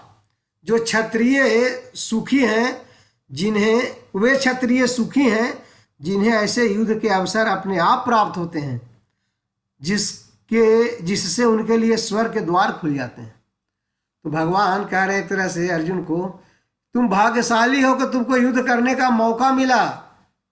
ये क्षत्रियों के लिए गौरव की बात है, अच्छे भाग्य की बात है कि उनको अपने नियत धर्म का कर्तव्य पालन करने का एक अवसर मिला है। क्षत्रिय अगर युद्ध भूमि में जाएं और युद्ध करें वो तो उनके लिए इससे बड़ा और कोई धर्म नहीं है। वो क्या होगा, वो मर भी जाएगा युद्ध में तो क्या होगा, उनको सीधा स्वर्ग की प्राप्ति होगी, स्वर्ग मिलेगा। और अगर विजय प्राप्त हो गई युद्ध भूमि में तो राज्य का लाभ भी मिलेगा। दोनों परिस्थिति में लाभ ही है। तो भगवान कह रहे हैं ना, कुछ नहीं है, स्वर्ग के द्वार खुल जाएंगे तुम्हारे लिए। अगर तुम मृत भी हो गए तो तुम्हें स्वर्ग की प्राप्ति हो जाएगी, यहाँ से अच्छा जीवन मिल जाएगा पृथ्वी लोक से। और अगर तुम जीवित रहे और तुम विजय को प्राप्त हुए, पूरा राज्य का भोग करो। आगे भगवान और कहते हैं, अथा चेतत्वमेमीमं धर्मं संग्रामं न करिष्यसि तथा स्वधर्म कीर्तिं च हित्वा पापम अवाप्स्यसि। किंतु यदि तुम युद्ध करने के स्वधर्म को संपन्न नहीं करोगे, तुम्हें निश्चित रूप से अपने कर्तव्य की उपेक्षा करने का पाप लगेगा और तुम योद्धा के रूप में भी अपना यश खो दोगे। भगवान दोनों बात बता रहे हैं। देखो तुम एक क्षत्रिय हो, क्षत्रिय होने के नाते तुम अगर युद्ध करोगे तो तुमको या तो स्वर्ग मिलेगी, मर जाने के बाद शरीर, स्वर्ग में तुम्हें शरीर प्राप्त मिलेगा, तेरी आत्मा स्वर्ग जाएगी, वहां एक शरीर धारण करेगी। और अगर तुम इसी लोक में रहे, युद्ध में विजय प्राप्त कर लिए, तो पूरा राज्य है उसका तुम भोग करोगे। तो दोनों परिस्थिति में तुमको आनंददायक स्थिति है। फिर भगवान कह रहे हैं, लेकिन अगर तुम युद्ध नहीं करोगे तो तुम्हें पाप लगेगा, क्योंकि तुम अपने कर्तव्य का उपेक्षा किया है। तो जो व्यक्ति अपने नियत कर्म का पालन नहीं करता उनको पाप लगता है। इसलिए ये 4 वर्ण व्यवस्था भगवान ने बनाया, क्षत्रिय, वैश्य, शूद्र और ब्राह्मण, कि सभी लोग जो पढ़े लिखे लोग थे उनको ब्राह्मण बनाया भगवान। वो ब्राह्मण क्लास कहलाएंगे। जो बलिष्ठ हैं, ताकतवर हैं, शासन कर सकते हैं, उनको क्षत्रिय बनाया। जो लड़ सकते हैं, धैर्यवान है, योद्धा है, वो सब क्षत्रिय कहलाएंगे। जो व्यवसाय कर सकते, खेती कर सकते, अन्न उत्पादन कर सकते, वो वैश्य कहलाएंगे। और जो श्रम कर सकते सिर्फ, वो शूद्र कहलाएंगे। तो भगवान ने 4 वर्ण व्यवस्था बनाई थी। चतुर्वर्णम मया श्रेष्ठम गुना कर्म विभाग से, ब्राह्मण, क्षत्रिय, वैश्य और शूद्र। लेकिन एक गुण और कर्म के आधार पर बताए थे। ऐसा नहीं कि ब्राह्मण का बेटा शराबी पीता है तो भी ब्राह्मण कहलाएगा, नहीं, उसको भी ब्राह्मण का गुण होना चाहिए। क्षत्रिय का बेटा क्षत्रिय नहीं कहलाएगा अगर युद्ध भूमि में युद्ध करने नहीं जाता है तो कहने का मतलब है कि भगवान कह रहे हैं कि तुम अगर अपने नियत कर्म का भी पालन करोगे तो तुमको प्रगति मिलेगी जीवन में, और अगर नहीं पालन करोगे तो तुझे पाप लगेगा उपेक्षा करने के कारण। फिर भगवान और क्या कहते हैं, अकीर्तिम चापि भूतानि कथा विश्यन्ति ते अव्ययम संभावितस्य च कीर्ति मरणात् अतिरिच्यते। लोग सदैव तुम्हारे अपयश का वर्णन करेंगे और सम्मानित व्यक्ति के लिए अपयश तो मृत्यु से भी बढ़कर है। भगवान कह रहे हैं, तुम सोच रहे हो तुम युद्ध भूमि से चले जाओगे तो तुम बच जाओगे, सब तेरी हंसी उड़ाएंगे, तेरा मजाक उड़ाएंगे। और ये जो मजाक उड़ाएंगे ना, तुमको हंसी उड़ाएंगे ना तेरी कि डरपोक कायर युद्ध भूमि से भाग गया, तो मरने से भी ज़्यादा है, मरने से भी ज़्यादा मतलब तुमको ग्लानि होगी ये सुन के कि हमको कोई कायर कह रहा है, डरपोक कह रहा है। तुम्हारे ऊपर कोई दया नहीं दिखाएगा, तुम्हारी प्रशंसा नहीं करेगा, तुमको सब लोग तेरी भर्त्सना करेंगे, तेरी शिकायत करेंगे कि कायर था, डरपोक था, भाग गया युद्ध भूमि से छोड़ के बहाना बना के। तो इस तरह से भगवान उनको एक तरह से समझा भी रहे हैं और दुत्कार भी रहे हैं। आगे भगवान और क्या कहते हैं, भयात रनातु प्रतम मंसन्ते त्वं महारथा येषां च त्वं बहुमतो भूत्वा यास्यसि लाघवम्। जिन जिन महान योद्धाओं ने तुम्हारे नाम और यश को सम्मान दिया है वो सोचेंगे कि तुमने डर के मारे युद्ध भूमि छोड़ दी है और इस तरह से तुझे तुच्छ मानेंगे। तो कह रहे हैं कि हे अर्जुन, जो आज तक तुम्हें बहुत सम्मान देते थे, तेरी प्रशंसा करते थे, तेरी चर्चा करते थे, वही लोग जो तुझे आज प्रशंसा कर रहे हैं युद्ध भूमि में चले जाने के बाद, वही लोग तेरी निंदा शुरू करेंगे, तेरी यश का तेरा हंसी उड़ाएंगे, बॉल उड़ाएंगे और तुझे तुच्छ मानेंगे। तो सोच लो कि तुम्हारे लिए युद्ध करना ठीक है कि भूमि से जाना ठीक है। फिर भगवान और क्या समझाते हैं, अवाच वादांच बहुन बदिष्यन्ति तवाहिता निंदन्त तव सामर्थ्यम तथा दुखतरम न किम। तुम्हारे शत्रु अनेक प्रकार के कटु शब्दों से तुम्हारा वर्णन करेंगे और तुम्हारी सामर्थ्य का उपहास करेंगे। तुम्हारे लिए इससे दुखदाई और क्या हो सकता है। भगवान कह रहे हैं कि तेरी बहुत हंसी उड़ाएंगे, तेरी तेरी तुच्छ समझेंगे, तुझे दुत्कारेंगे, तुझे गाली देंगे।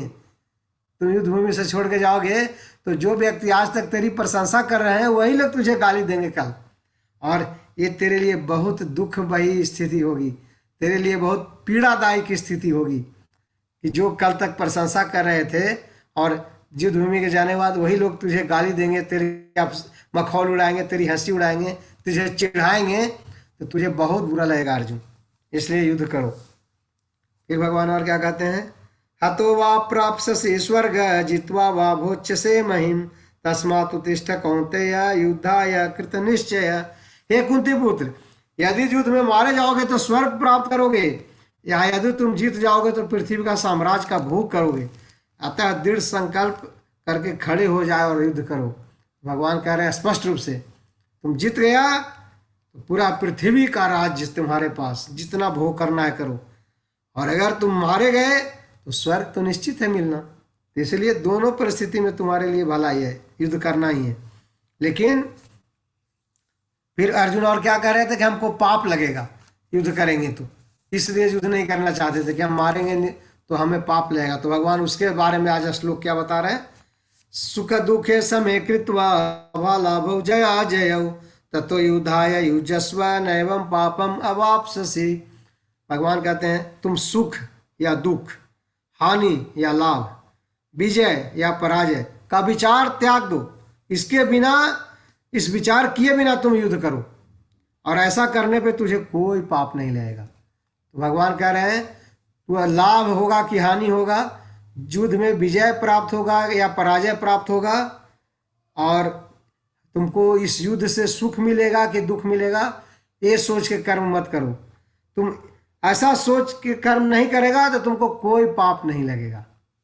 पाप क्यों लगता है, क्योंकि जब हम सोचते हैं कि मैं कर रहा हूँ, अपने लिए कर रहा हूँ, तब वहाँ पे हम पाप के बंधन में बंध जाते हैं।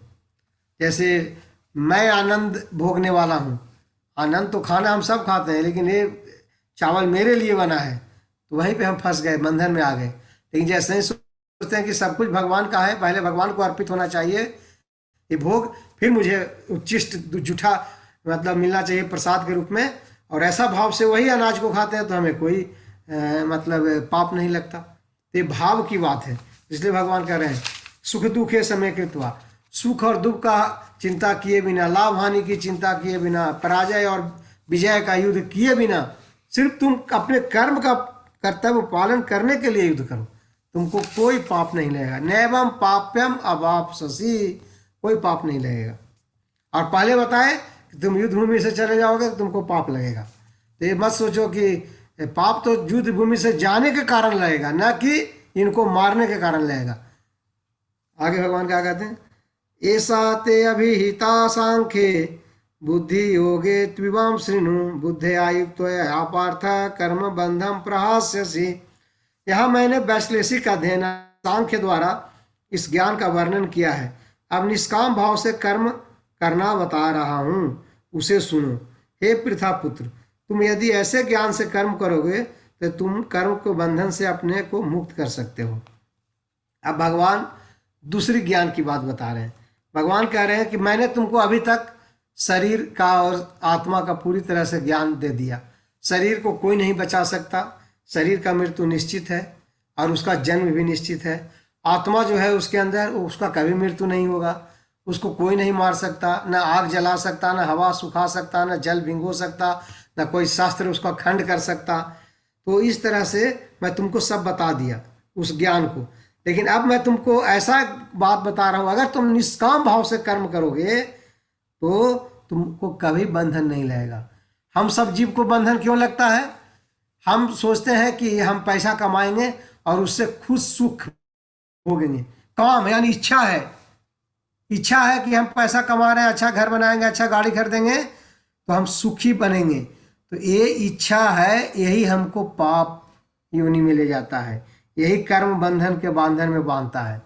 लेकिन अगर हम बिना निष्काम काम करें और कुछ प्राप्ति की इच्छा नहीं हो, उसका कोई स्वार्थ पूर्ति करने की इच्छा नहीं हो, लाभ लेने की इच्छा नहीं हो, तो हमको वही कर्म जो हम पहले कर रहे थे स्वार्थवश, वही काम हम निस्वार्थवश करेंगे तो हमको पाप नहीं लगेगा, हम बंधन में नहीं बंधेंगे। तो इसलिए भगवान अब अर्जुन को ज्ञान देने जा रहे हैं आगे का श्लोकों में कि तुमको निष्काम होकर कर्म करना चाहिए, निष्काम भाव से। तुम अभी लाभ और हानि सोच के काम कर रहे हो कि हम मारेंगे तो हमारे संबंधी मर जाएंगे, हमारे गुरु मर जाएंगे, हमारे दादा मर जाएंगे। लेकिन वो तुम उनके ऊपर दया दिखा रहे हो, दया दिखा है भी कि नहीं, ये सोचना चाहिए तुमको। और तुम अपना स्वार्थ बस युद्ध करना चाहते हो संबंधियों का संबंध देखकर। लेकिन तुम्हें निस्वार्थ होकर सुख दुख लाभ हानि जय पराजय की चिंता किए बिना निस्वार्थ भाव से करना चाहिए कार्य। तो अगर तुम ऐसा निष्काम भाव से कर्म करोगे तो तुमको सारा कर्म बंधन से मुक्ति मिल जाएगी, कर्म का कोई बंधन तेरे ऊपर प्रभाव नहीं पड़ेगा। आगे भगवान कहते हैं, बहुत इंपॉर्टेंट श्लोक है, नेहाभिक्रम नाशो अस्ति प्रत्यवायो न विद्यते स्वल्पमपि यस्य धर्मस्य त्रायते महतो भयात्। इस प्रयास में न तो हानि है न ही हरास, अपितु इस पथ पर की गई अल्प प्रगति भी महान भय से रक्षा कर सकती है। तो भगवान अर्जुन को कह रहे हैं कि देखो, तुम निष्काम भाव से अगर थोड़ा भी काम करोगे, निष्काम भाव से अपना स्वार्थ को त्याग दो, तुम ये सोच के करो कि तुमको इससे कोई स्वार्थ की पूर्ति नहीं करनी है। अगर ऐसा सोच के तुम थोड़ा सा भी कर्म अपने जीवन में करोगे तो यही थोड़ा सा किया हुआ निस्वार्थ भाव से किया हुआ, निष्काम भाव से किया हुआ कर्म तुमको महाविनाश से बचाएगा अर्जुन। और इसके परपट में प्रभुपाद लिखते हैं अजामिल का उदाहरण।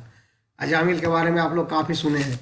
अजामिल निस्वार्थ भाव से भगवान श्री कृष्ण के लिए यज्ञ करता था, ब्राह्मण धर्म का पालन करता था, और बाद में वो वेश्या के चक्कर में सब धर्म को छोड़ दिया।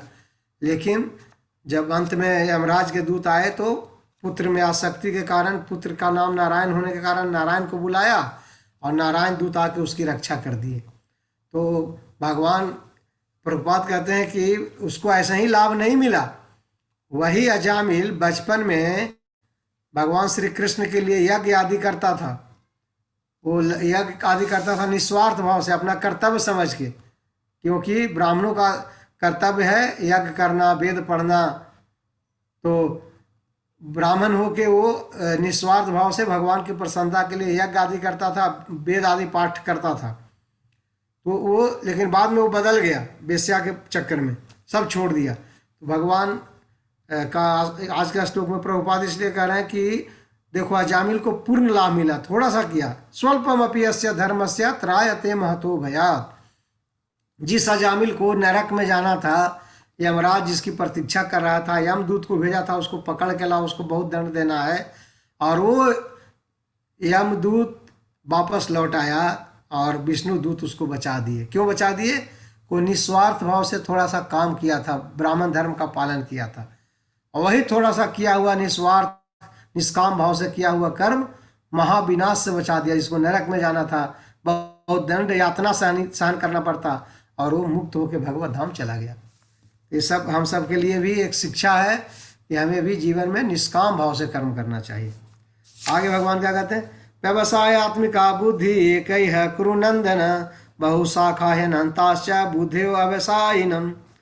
जो इस मार्ग पे चलते हैं वो प्रयोजन में दृढ़ रहते हैं, उनका लक्ष्य भी एक होता है। हे कुरुनंदन, जो दृढ़ प्रतिज्ञ नहीं है उनकी बुद्धि अनेक शाखाओं में विभक्त रहती है। भगवान कहते हैं कि देखो, जो व्यक्ति निष्काम भाव से कर्म करते हैं उनका प्रयोजन भी दृढ़ है, वो जानते हैं कि उनको क्या करना है, उनका लक्ष्य एक ही है, वो अपने लक्ष्य के प्रति बिल्कुल दृढ़ प्रतिज्ञ रहते हैं और उसको प्राप्त भी करते हैं।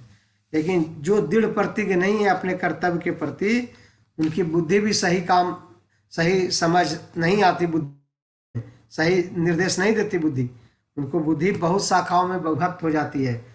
सोचते हैं ऐसा करेंगे तो ऐसा होगा, ऐसा करेंगे तो ऐसा होगा, लेकिन इस काम कर्मी जो हैं उनकी बुद्धि व्यवसाय आत्मिका, वो सिर्फ एक वन पॉइंट फोकल, वही चाहते हैं अपने कर्तव्य का नियत कर्म का पालन करें। उनकी बुद्धि दूसरी सलाह नहीं देती। लेकिन जिनकी बुद्धि दृढ़ प्रतिज्ञ नहीं है, निस्वार्थ भाव से कर्म नहीं करते, उनकी बुद्धि बहुत तरह की मतलब सलाह देती है और वो बहुत चीज़ों में बट जाती है बुद्धि। यामिमां पुष्पिताम्बाचम प्रवदन्त्यवपश्चित वेदवादरता पार्थ नान्यत् अतिस्थितिवादिन वो कामात्मना स्वर्गपरा जन्म कर्म फलप्रदां क्रिया विशेष बहुलां भोग ऐश्वर्यं गतिं प्रति। भगवान कह रहे अल्पज्ञानी मनुष्य वेदों के उन अकारी शब्दों के प्रति अत्यधिक आसक्त रहते हैं जो स्वर्ग की प्राप्ति, अच्छे जन्म, शक्ति इत्यादि के लिए विविध से काम करने की संस्तुति करते हैं। इंद्रिय तृप्ति तथा ऐश्वर्यमय जीवन की अभिलाषा के कारण वे कहते हैं कि इससे बढ़कर कुछ और नहीं है। भगवान देखिए फिर अब ज्ञान दे रहे हैं। भगवान ने क्या बोला, निष्काम भाव से कर्म करना ही श्रेष्ठ है। जो व्यक्ति निष्काम भाव से कर्म नहीं करते उनकी बुद्धि बहुत शाखाओं में बट जाती है, लेकिन जो निष्काम भाव से कर्म करते हैं उनकी बुद्धि एक ही सलाह देती है, मुझे अपने नियत कर्तव्य का पालन करना है, और उसमें वो सफलता प्राप्त करते हैं। भगवान कह रहे हैं कि देखो, ये मनुष्य लोग वेद पढ़ के, अल्पज्ञानी लोग वेद में जो वर्णन है, अलंकारी जो शब्द वर्णन है, उसके प्रति आसक्त हो जाते हैं कि ये काम करके स्वर्ग की प्राप्ति हो जाएगी, अच्छा जन्म मिल जाएगा, शक्ति हासिल हो जाएगी। तो इस तरह से इन कार्यों में लग जाते हैं और वो सोचते हैं कि यही जीवन का सबसे है। तो एक किसके बात चर्चा कर रहे हैं भगवान, अल्पज्ञानी मनुष्य का, जिनकी बुद्धि बहुत तरह का भागों में बढ़ जाती है।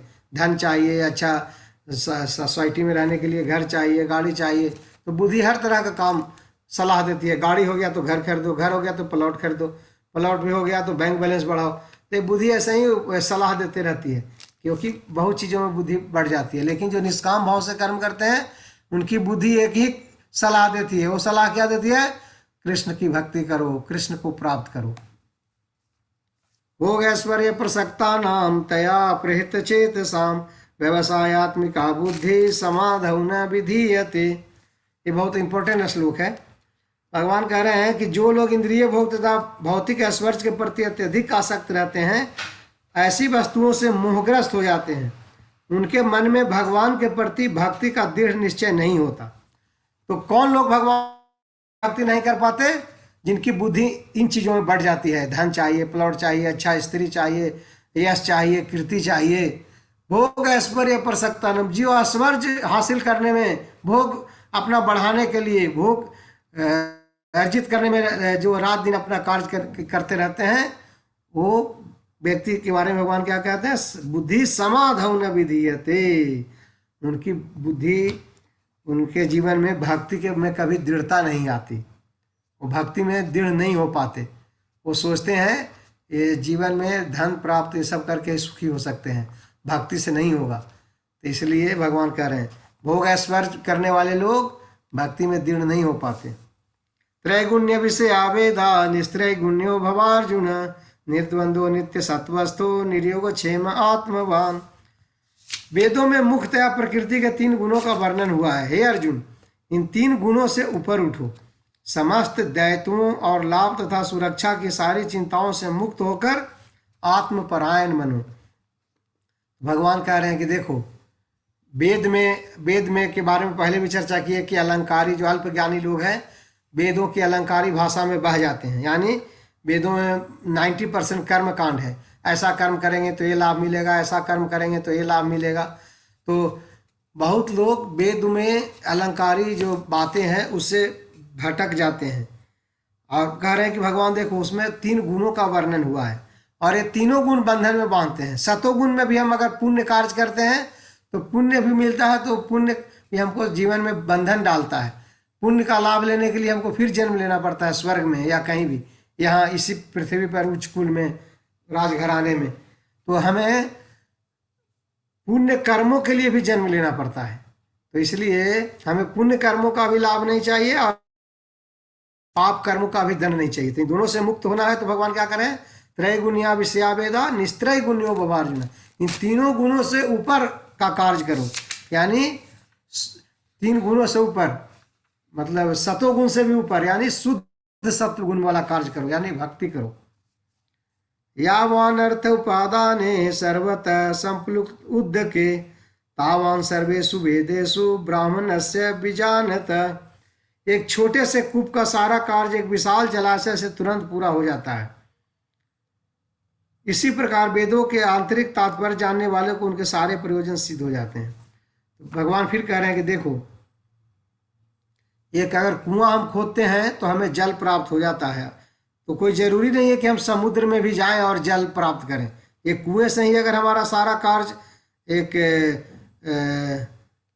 मतलब एक छोटे से कूप का सारा कार्य अगर हम विशाल जलाशय से पूरा हो जाता है, मतलब हमें एक ही कार्य करने से हमें अगर सारी चीज़ों की प्राप्ति हो जाती है तो हमें प्रयोजन हमारे जीवन का सिद्ध हो जाता है, तो हमें वही कार्य करना चाहिए। और वो कार्य क्या है उसकी चर्चा भगवान फिर आगे कहेंगे। कर्मण्येवाधिकारस्ते माँ फलेषु कदाचन माँ कर्मफल हेतुर्भूर्माते संगोस्त्व कर्मणि। तुम्हें अपना कर्म यानी कर्तव्य करने का अधिकार है, किंतु कर्म के फलों के तुम अधिकारी नहीं हो। तुम न तो कभी अपने आप को अपने कर्मों के फलों का कारण मानो, न ही कर्म न करने में कभी आसक्त हो। भगवान कर्म का बोध करा रहे हैं। हम सोचते हैं कि हमने इतना पढ़ाई किया, हमने इतना मेहनत किया, हमें नौकरी अच्छी मिलनी चाहिए, हमें अच्छा जीवन मिलना चाहिए, लेकिन नहीं मिलता, बेरोजगार हो जाते हैं बहुत लोग। क्यों? क्योंकि हमारे अधिकार में नहीं है। कर्म करना ही सिर्फ हमारे अधिकार में है, फल का अधिकार नहीं है हमारे अंदर। कोई लोग कम कर्म करके भी बहुत लाभ लेता है और कोई पढ़ा लिखा बहुत हो के भी अच्छा बिजनेस संभाल के भी सारा लुटा देता है। क्यों?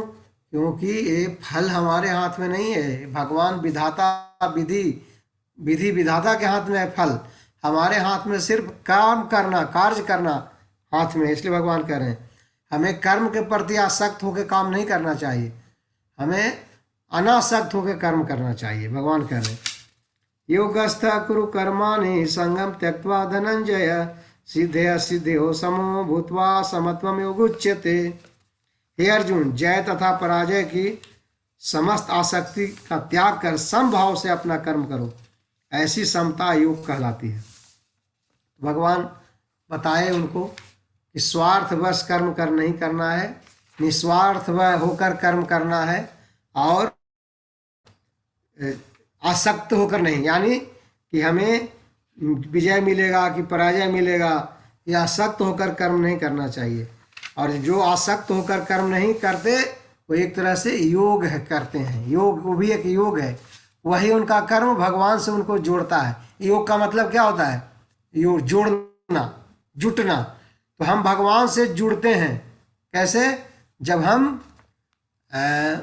हम मतलब बिना आसक्त होकर कोई कार्य करते हैं तो ये हमारे कार्य हमको भगवान की ओर ले जाती है, भगवान से जोड़ती है।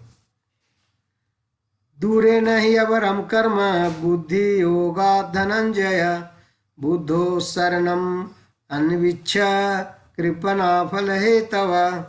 हे धनंजय, भक्ति के द्वारा समस्त गर्हित कर्मों से दूर रहो और उसी भाव से भगवान की शरण ग्रहण करो। जो व्यक्ति अपने सकाम फलों को भोगना चाहते हैं वे कृपण हैं। तो भगवान बता रहे हैं फिर कि भक्ति के द्वारा, भक्ति का महत्व यहाँ पे आया। हे धनंजय, भक्ति के द्वारा समस्त गर्हित कर्मों से दूर रहो। तो जब व्यक्ति जीवन में अनासक्त होकर, यानी अपना नियत कर्म का करता अनासक्त होकर, उसमें कोई आसक्ति नहीं होती है, निष्काम भाव से जब कर्म करता है तो उसको स्वार्थ वाले सारे कर्म अपने आप दूर हो जाते हैं और वही व्यक्ति भगवान की शरण ग्रहण कर पाता है। और जो व्यक्ति सकाम कर्म करते हैं, भोगना चाहते हैं कर्म के फलों को, वो उसको भगवान कृपण कह रहे हैं, कंजूस कर रहे हैं। हम सब चाहते हैं, कह रहे हम कमाए पैसा, हमको भोग नहीं किया, हम करने का अधिकारी हैं, तो ये कृपण का काम है। लेकिन जो कर्म करते हैं, धन अर्जन भी करते हैं, लेकिन उस धन का उपयोग के लिए न करके भगवान के लिए कर देते हैं, तो उनको वो भगवान की शरण ग्रहण करते हैं और वो बाकी जो गर्हित कर्म है उससे अपने आप वो दूर हो जाते हैं। बुद्धि युक्तो जहाती है उभे सुकृत दुष्कृते तस्मात् योगाय युज्यस्व योग कर्म सुकौशलम। भक्ति में संलग्न मनुष्य इस जीवन में ही अच्छे तथा बुरे कार्यों से अपने को मुक्त कर लेता है। अतः योग के लिए प्रयत्न करो, क्योंकि सारा कार्य कौशल यही है। तो भगवान अब धीरे धीरे अर्जुन को निष्काम भाव से कर्म करने के लिए, यानी भक्ति की ओर ले जा रहे हैं कि तुम लाभ हानि का सोच के कार्य मत करो, नियत कर्म होके करो, निस्वार्थ भाव से करो, निष्काम भाव से करो। और फिर भगवान कह रहे हैं कि अगर ऐसा कर्म करोगे, भक्ति में ऐसा इस भाव से कर्म करोगे, तो तुम अपने जीवन के सारे अच्छे भी और बुरे भी दोनों कार्य फलों से मुक्त कर लोगे। जैसा मैंने बताया था कि ठीक है, हमारा सारा पाप नाश हो गया, लेकिन अगर हमारे जीवन में फल है, पुण्य है, तो पुण्य भी बचा है तो उसके लिए जन्म लेना पड़ेगा। पुण्य भी है जीवन में बचा हुआ, अच्छे कार्य के भी लाभ लेने के लिए जन्म लेना पड़ेगा। तो हमें अच्छे कार्य का भी लाभ नहीं लेने के लिए आना है, बुरे काम का पाप भी भोगने के लिए नहीं आना है। तो उसके लिए क्या करना होगा? भगवान कह रहे हैं भक्ति में संलग्न होकर। जो व्यक्ति भक्ति में होकर कार्य करता है वो अपने जीवन के अच्छे कार्य फलों को भी नाश कर देता है, बुरे कर्म फलों को भी नाश कर देता है। इसलिए अर्जुन, यही कार्य कौशल सबसे उत्तम है, तुम इसके लिए प्रयत्न करो, तुम ऐसा ही कार्य करो। फिर भगवान क्या कहते हैं आगे? कर्मजम बुद्धि युक्ता ही फलम त्यक्त्वा मनीषिना जन्म बंध विनिर्मुक्ता पदम गच्छन्त्यन अन्न पदम गच्छति अनामयम पदम गच्छन्ति अनामयम। इस तरह भगवत भक्ति में लगे रहकर बड़े बड़े ऋषि मुनि अथवा भक्तगण अपने आप को इस भौतिक संसार में कर्म के फलों से मुक्त कर लेते हैं। इस प्रकार वे जन्म मृत्यु के चक्र से छूट जाते हैं और भगवान के पास जाकर उस अवस्था को प्राप्त होते हैं जो समस्त दुखों से परे है। देखिए, भगवान कह रहे हैं कि मैं तुमको इसलिए नहीं कह रहा हूँ कि पहले भी ऐसे ही निष्काम भाव से कर्म करके, यानी भक्ति करके, बहुत बड़े बड़े ऋषि मुनि महात्मा भक्तगण अपने संसार के सारे कर्म फलों से अपने आप को मुक्त कर लिए हैं और वो कर्म से मुक्ति करके अपने जन्म मृत्यु से भी चक्र से भी अपने आप को मुक्त करके और कहाँ चले जाते हैं? भगवत धाम चले जाते हैं, जहाँ कोई दुख नहीं है, कोई कुंठ नहीं है। भगवान कह रहे हैं कि इस जगत में स्वार्थ भाव से कर्म करोगे तो दुख है, निष्काम भाव से करोगे तो तुम बच जाओगे और भगवत धाम की प्राप्ति होगी जहाँ कोई दुख नहीं है। यदा ते मोह कलिलम बुद्धि व्यतीतरिष्यति तद बुद्धि व्यतीतरिष्यति तदा गंतासि निर्वेदम श्रोतव्यस्य श्रुतस्य च। जब तुम्हारी बुद्धि मोह रूपी सघन वन को पार कर जाएगी तो तुम सुने हुए तथा सुनने योग्य सबके प्रति अन्य मनस्क हो जाओगे। भगवान कहते हैं आगे, जब तुम्हारी बुद्धि इस मोह, जो मोह संसार में जो जितने भी कार्य है ये हमारी बुद्धि है, क्या है? इस सघन, इस बहुत तरह के मोह में पड़ जाती है, परिवार, धन, मान, प्रतिष्ठा, सब तरह के मोह में पड़ जाती है। तो ये भगवान कह रहे हैं कि जब तुम्हारी बुद्धि सब मोह से ऊपर उठ जाएगी, मान प्रतिष्ठा का ख्याल नहीं रहेगा, भोगने के इच्छा भी नहीं रहेगी, तो इस तरह से तुम इसको पार पा जाओगे तो फिर क्या होगा, तुम किसी भी चीज से तुमको आसक्ति नहीं होगी, सबके प्रति निष्क्रिय हो जाओगे, यानी अन्यमनस्क हो जाओगे, अन्यमनस्क हो जाओगे यानी निष्क्रिय हो जाओगे, तुमको कोई चीज प्रभावित नहीं कर पाएगा। श्रुति विप्रति तन्ना ते यदा रथास्यति निश्चला समाधावचला बुद्धि तदस्तायोगमवाप्स्यसि। जब तुम्हारा मन वेदों की अलंकारमयी भाषा से विचलित न हो और वह आत्म साक्षात्कार की समाधि में स्थिर हो जाए, तब तुम्हें दिव्य चेतना प्राप्त हो जाएगी। तो भगवान कह रहे हैं कि बहुत लोग संसार में भटक जाते हैं, वेदों के अलंकारी भाषा को पढ़ के जान उसी में अपनी बुद्धि को बहुत शाखाओं में बांट लेते हैं, ये करके ये हासिल कर लें, ये चीज़ करके ये हासिल कर लें, ये चीज़ करके ये हासिल कर लें, और फिर इसी संसार में भटकते रहते हैं।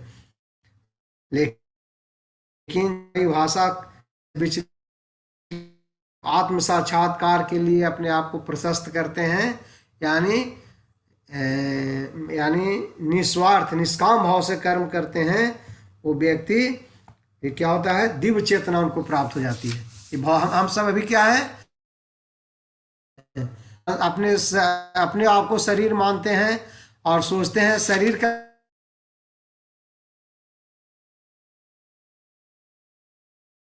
और हैं, अच्छा घर बनाते हैं, अच्छा गाड़ी खरीदते हैं, परिवार को आगे बैंक बैलेंस बढ़ाते हैं कि सुख मिले। तो ये सब क्यों है, क्योंकि हम भौतिक चेतना में आ जाते हैं। लेकिन एक दिव्य चेतना है, दिव्य चेतना आ जाएगी कब, जब मनुष्य वेदों के अलंकारी भाषा से में प्रभावित न हो के निष्काम भाव से काम करेगा। फिर भगवान ने इतना बताया था, अब अर्जुन अब प्रश्न पूछते हैं कि आपने तो बता दिया, अब वो व्यक्ति लक्षण क्या है जिसके बारे में आप बता रहे हैं कि आपको प्राप्त कर लेता है। अर्जुन उवाच स्थित प्रज्ञस्य का भाषा समाधिस्तस्य केशव स्थितिधि किम प्रभासेत किमासीत ब्रजेत किम। अर्जुन ने कहा, हे कृष्ण, आध्यात्म में लीन चेतना वाले व्यक्ति यानी स्थित प्रज्ञ के लक्षण क्या है, वह कैसे बोलता है, उसकी भाषा क्या है, वह किस तरह बैठता और चलता है। तो अर्जुन अब जानना चाह रहा है कि आपने तो बोला कि निष्काम भाव से कर्म करके व्यक्ति अपने आप को इस संसार के सारे द्वैतों से ऊपर उठ जाता है, उसको दिव्य चेतना प्राप्त हो जाती है और वो आपके धाम में चला जाता है जहाँ उस धाम दुख से परे है। तो ये बताइए, वहाँ जाने वाला व्यक्ति का लक्षण क्या है, हम कैसे जानेंगे कि ये व्यक्ति स्थित प्रज्ञ हो गया, यानी आपके भावना में स्थित हो गया, कृष्ण भावना भावित हो गया ये व्यक्ति, उसका लक्षण क्या है, बोलता कैसे है, उसका भाषा क्या है, चलता बैठता कैसे है।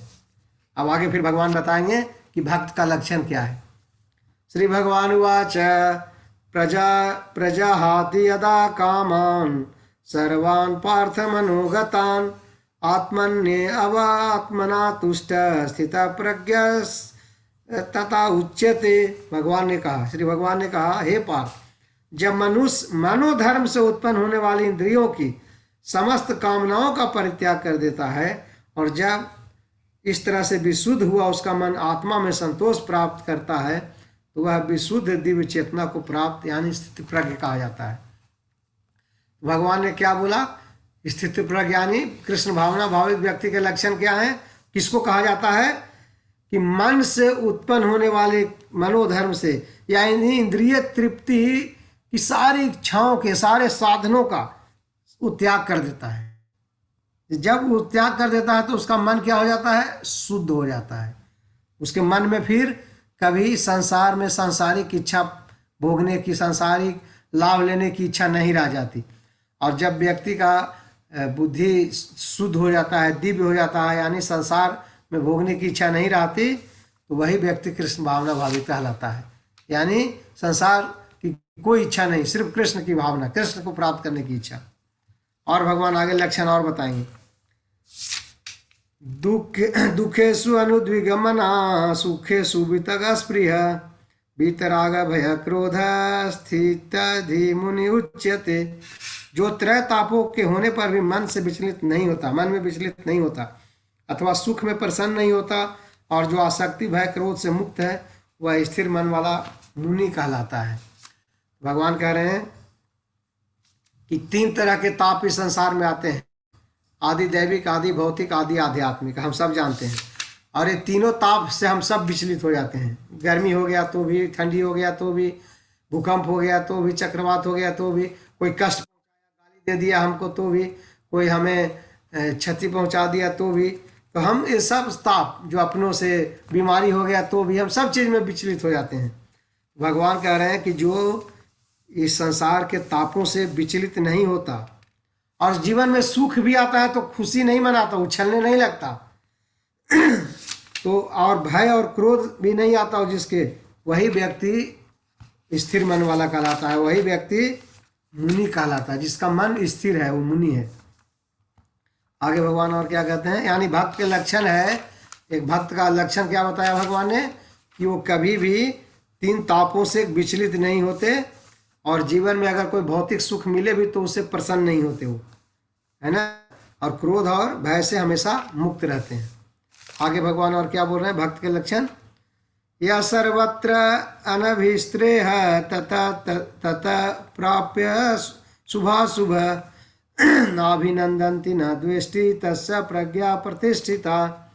इस भौतिक जगत में जो व्यक्ति न तो शुभ की प्राप्ति से हर्षित होता है, न अशुभ के प्राप्त होने पे उसे घृणा करता है, वह पूर्ण ज्ञान में स्थिर होता है।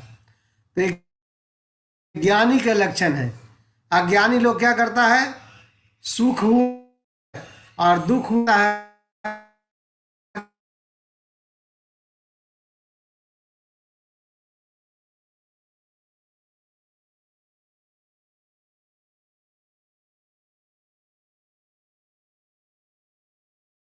दोष देने लगता है।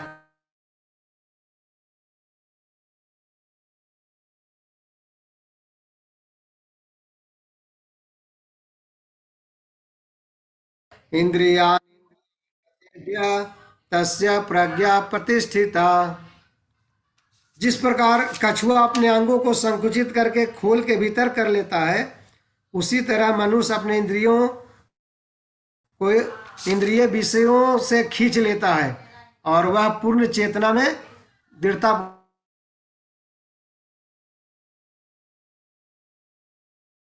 थोड़ा डिस्टर्बेंस हो रहा है, मैं बंद करके आता हूँ गेट।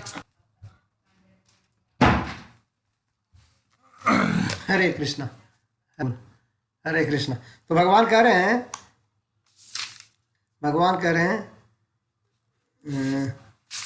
कि जिस प्रकार कछुआ अपने अंगों को संकुचित करके खोल के भीतर कर लेता है, उसी तरह मनुष्य को अपने इंद्रियों विषयों में खींच लेता है और पूर्ण चेतना से दृढ़ता पूर्वक स्थिर होता है। तो आप कछुआ को हम सब देखे होंगे, जब उसको कहीं जा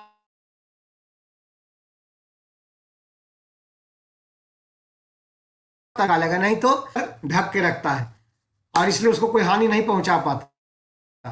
तो हम सब जीव को भी अपने इंद्रियों को वैसे ही नियंत्रित करना है। भगवान कह रहे हैं कि भक्त लोग भी क्या करते हैं, अपने इंद्रियों को जरूरत पड़ने पे ही उसका उपयोग करते हैं। भूख लगा है, जीवन जीने के लिए खाना है तो खाएंगे, ना कि स्वाद चिखने के लिए वैरायटी खाना बनाएंगे और करेंगे, अच्छे अच्छे कपड़े पहनेंगे और अच्छे अच्छे परफ्यूम लगाएंगे, अच्छे अच्छे गाड़ी में घूमेगा आनंद प्राप्ति के लिए। नहीं, जरूरी होगा दूसरे जगह जाना है, एक जगह से दूसरे जगह, तो वाहन का उपयोग करेंगे। एक जगह जब भूख लगा है तो खाना खाएंगे। कोई ज़रूरी नहीं है कि हमें बहुत ही अच्छा खाना चाहिए, जो जीवन जीने के लिए जीव से जीवन निर्वाह हो सके वैसा भोजन करना है। तो ये सब स्थिति प्रज्ञानी कृष्ण भावना भावित भक्तों के लक्षण हैं। यह सर्वत्र अनभिस्त्रेह तथा तथा प्राप्य शुभ अशुभ। सॉरी, तो पढ़ लिया, हाँ ये तो पढ़ लिया। नेक्स्ट, विषया विनिवर्तन्ते निराहारस्य देहिना रसवर्ज रसोऽपि यस्य परम दृष्ट्वा निवर्तते। देहधारी जीव इंद्रिय भोग से भले ही निवृत्त हो जाए, पर उसमें इंद्रिय भोग की इच्छा बनी रहती है। लेकिन उत्तम रस के अनुभव होने से ऐसे कार्यों को बंद करने पर वह भक्ति में स्थिर हो जाता है। ये बहुत बड़ा श्लोक है भगवत गीता का।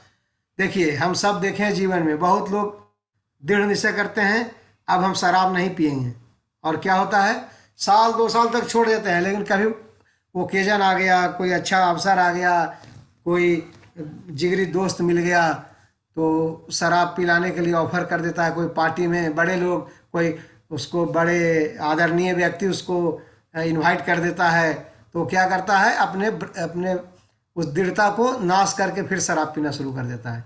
सिगरेट पीने वाला भी सिगरेट पीना फिर शुरू कर देता है। चोरी करने वाला चोर बंद कर देता है चोरी, फिर चोरी शुरू कर देता है। तो ये दृढ़ता पूर्वक हम इंद्रिय तृप्ति की इच्छा को रोकते हैं, भले ही रोकते हैं कि ये चीज नहीं करेंगे, लेकिन इच्छा नहीं जाती, भावना शरीर के अंदर बनी रहती है। तो इसलिए बलपूर्वक जब हम किसी चीज को इंद्रिय भोगने की इच्छा है और लेकिन रोक के रखते हैं, उस कार्यों को नहीं करते हैं, लेकिन मन में भोगने की इच्छा हमेशा बनी रहती है, और जैसे ही अवसर मिलता है तो हम फिर उसमें लग जाते हैं। तो भगवान क्या कह रहे हैं, रसवर जय रसोप्यस्य परम दृष्टवा निवर्तते। लेकिन जो हायर टेस्ट में अपने आप को लगा लेते हैं तो ये लोअर टेस्ट अपने आप समाप्त हो जाता है। यानी कृष्ण भावनामृत हायर टेस्ट है। जब व्यक्ति हायर टेस्ट में जाते हैं, जैसे बचपन में हम क्या थे, हम सबको छोटा छोटा खिलौना मिलता था, नकली हाथी, नकली घोड़ा, नकली कार, हम उसी से खुश हो जाते थे, है ना। बच्चों को आज भी हम छोटे छोटे खिलौना देते हैं तो क्या होता है, बच्चे खुश हो जाते हैं, नकली हाथी नकली घोड़े लेके। लेकिन जब बड़े हो जाते हैं तो उन नकली हाथी नकली घोड़े से उनको आनंद प्राप्त नहीं होता। वो असली घोड़े, असली हाथी और असली गाड़ी में घूमना चाहते हैं। हायर टेस्ट मिल गया, हायर टेस्ट मिल गया तो क्या हुआ, लोअर टेस्ट जो नीचे वाला नकली हाथी वो टेस्ट खत्म हो गया। अब ओरिजिनल सही गाड़ी चलाने का इच्छा होता है। तो जो व्यक्ति इसी तरह जो कृष्ण भावनामृत में कृष्ण से जुड़ जाता है, जब उसको कृष्ण सेवा में जो आनंद मिलता है तो ये संसार का आनंद अपने आप छूट जाता है उसको। अब हम सब अनुभव किए हैं, पहले सब खाते पीते थे, जब भगवान का प्रसाद खाने लगे तो अब पुराने चीज जो खाते थे वो खाने की इच्छा नहीं होती। अब वो भावना नहीं आती मन में कि वो चीज को फिर हम खाएं। तो क्यों है, परम दृष्टवा निवर्तते, हायर टेस्ट मिल गया। तो जब हायर टेस्ट मिल जाता है तो लोअर टेस्ट अपने आप खत्म हो जाता है। तो कृष्ण भावना, कृष्ण भक्ति ऐसी है कि जब जिसको कृष्ण भक्ति में रुचि लग जाए तो संसार में उसको रुचि नहीं लगेगी, ये तुच्छ रुचि अपने आप खत्म हो जाएगी। आगे भगवान कहते हैं, यत तो ह्यपि कौन्तेय पुरुषस्य विपश्चित इंद्रियाणि प्रमाथीनि हरन्ति प्रसवम मन। इंद्रियां इतनी प्रबल तथा वेगवान है कि वे उस विवेक पुरुष के मन को भी बलपूर्वक हर लेती है जो उन्हें वश में करने का प्रयत्न करता है। भगवान कह रहे हैं कि देखो, इंद्रियों को पे विजय प्राप्त करना बहुत कठिन है। ये वेग है, फोर्स पूर्वक ये हमारे मन को हर लेता है और बस में हो जाता है। तो इंद्रियों को रोकना बहुत कठिन है अर्जुन। लेकिन ये कैसे होगा, भगवान आगे कहते हैं, तानि सर्वाणि संगम्यम युक्त आसीत मत्पर बसे ही यस्य इंद्रियाणि तस्य प्रज्ञा प्रतिष्ठिता। जो इंद्रियों को पूर्णतया बस में रखते हुए इंद्रिय संयमन करता है और अपनी चेतना को मुझ में स्थिर कर देता है, वह मनुष्य स्थिर बुद्धि कहलाता है। तो सिर्फ हम इंद्रिय को भोगने का प्रयास न करें और बाकी भगवान से न जुड़ें तो हम ये प्रयास में सफल नहीं होंगे। होगा, हम फिर उस इंद्रिय भोग में लग जाएंगे जो छोड़े थे बलपूर्वक। लेकिन भगवान कह रहे हैं, जो इंद्रियों को बस में करके, इंद्रिय सम करके जो मुझ में स्थिर कर देता है, मेरी चेतना में स्थिर हो जाता है, यानी मुझसे जुड़ जाता है, मेरी भक्ति करने लगता है, वो उसकी बुद्धि मन सब नियंत्रित हो जाता है और वही व्यक्ति स्थिर बुद्धि वाला कहलाता है। ध्यायतो विषयान पुंसाम पुंस संगतेषुपजायते संगात संजायते कामः कामात् क्रोधोऽभिजायते। इंद्रिय विषयों का चिंतन करते हुए मनुष्य की उनमें आसक्ति उत्पन्न हो जाती है और ऐसी आसक्ति से काम उत्पन्न होता है और फिर काम से क्रोध होता है। तो भगवान कह रहे हैं कैसे क्रोध कैसे आती है। पहले किसी चीज को देखते हैं, अब हम किसी सुंदर स्त्री को देखते हैं, मनुष्य लोग या स्त्रियां किसी सुंदर पुरुष को देखता है तो क्या होता है, उसके अंदर वासना आ जाती है। या किसी धनवान के धन को देख के, किसी के अच्छे गाड़ी को देख के हमको भी लगता है हमारे पास भी ऐसा गाड़ी होना चाहिए था। तो विषयों को देख के हमारे मन में भावना उत्पन्न होती है। भावना करके फिर क्या होता है, आसक्ति हो जाती है कि अरे मेरे पास भी रहता है, हमें भी प्राप्त करना है, ये चीज़ हमें भी चाहिए। और आसक्ति से क्या हो जाता है, काम उत्पन्न हो जाता है, काम, इच्छा। और फिर जब वो काम नहीं, इच्छा पूर्ति नहीं होता है तो क्या होता है, क्रोध का रूप धारण कर लेता है। और फिर आगे क्या होता है, क्रोधा भवति सम्मोह, सम्मोहात् स्मृति विभ्रम, स्मृति भ्रंशात् बुद्धिनाशो, बुद्धिनाश प्रणश्यति।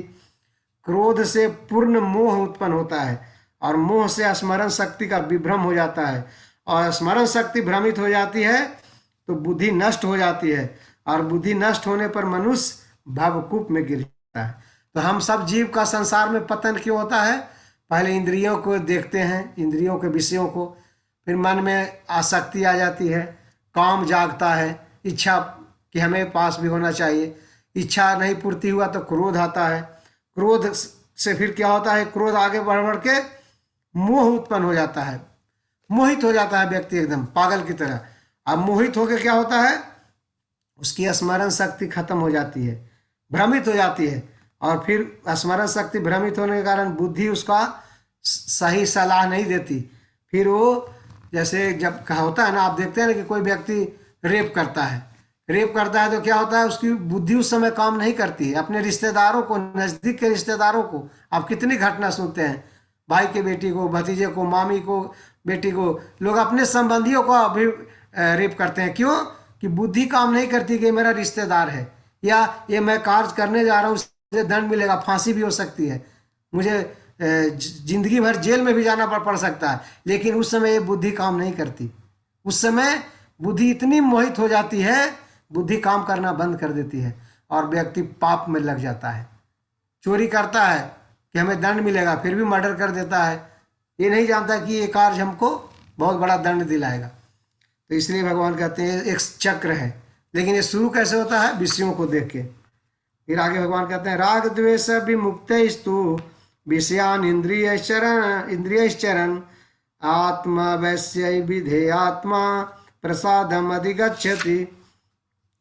किंतु समस्त राग तथा द्वेष से मुक्त एवं अपनी इंद्रियों को संयम द्वारा बस में करने में समर्थ व्यक्ति भगवान की पूर्ण कृपा प्राप्त कर सकता है।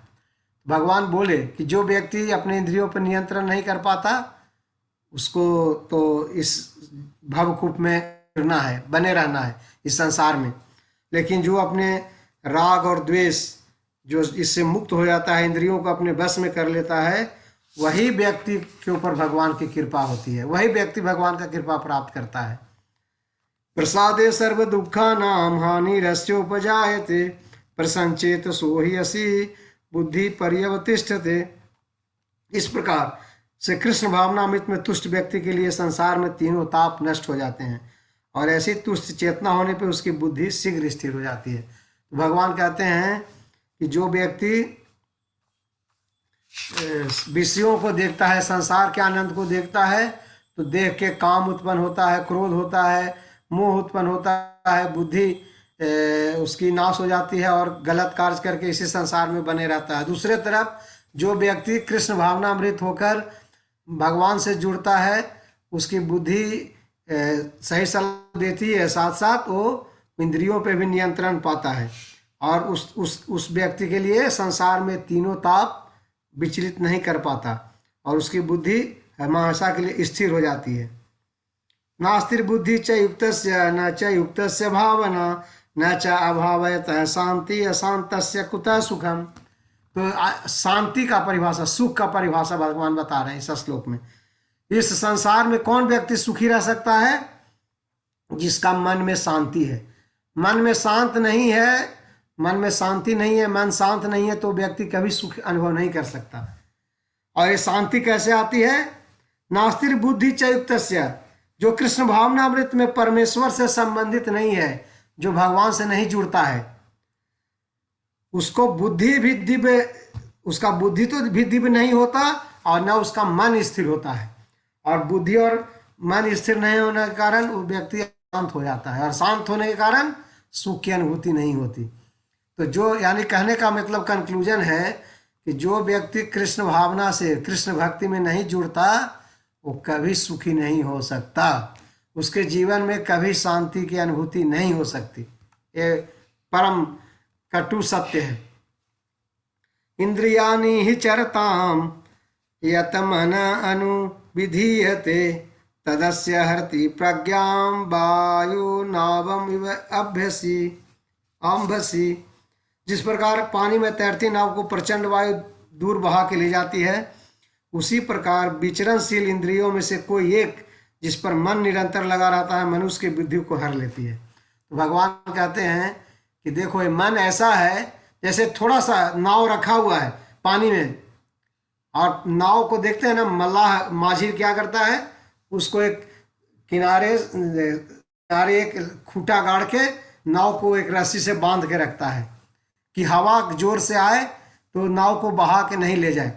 जिसकी नाव रस्सी से नहीं बंधी हुई है बाहर, तो उसकी नाव क्या होता है, हवा के झोंके में बह जाती है। उसी तरह हमारा मन है।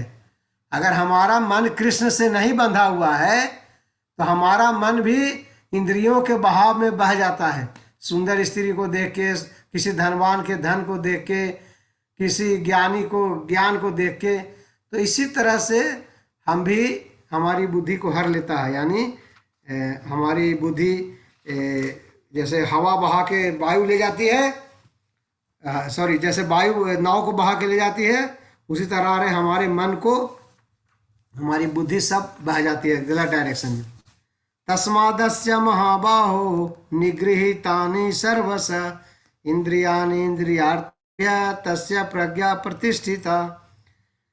हे महाबाहु, अतः हे महाबाहु, जिस प्रकार पुरुष की इंद्रियां अपने अपने विषयों से सर्व प्रकार से विरत होकर उसके बस में है, उसी की बुद्धि निस्संदेह स्थिर है। तो भगवान कह रहे हैं स्थिर बुद्धि वाले व्यक्ति कौन है। अर्जुन प्रश्न पूछे थे कि स्थिर बुद्धि वाला व्यक्ति कौन है। स्थिति प्रज्ञ, वो कैसे बोलता है, कैसे सोचता है, कैसे बैठता है, कैसे उठता है, उसके लक्षण क्या है। तो भगवान बोले कि स्थिति प्रज्ञ व्यक्ति स्थिर बुद्धि वाला होता है। और स्थिर बुद्धि उसका कैसे होता है, क्योंकि वो अपने इंद्रियों को बस में रखता है, इसलिए उसकी बुद्धि स्थिर हो जाती है।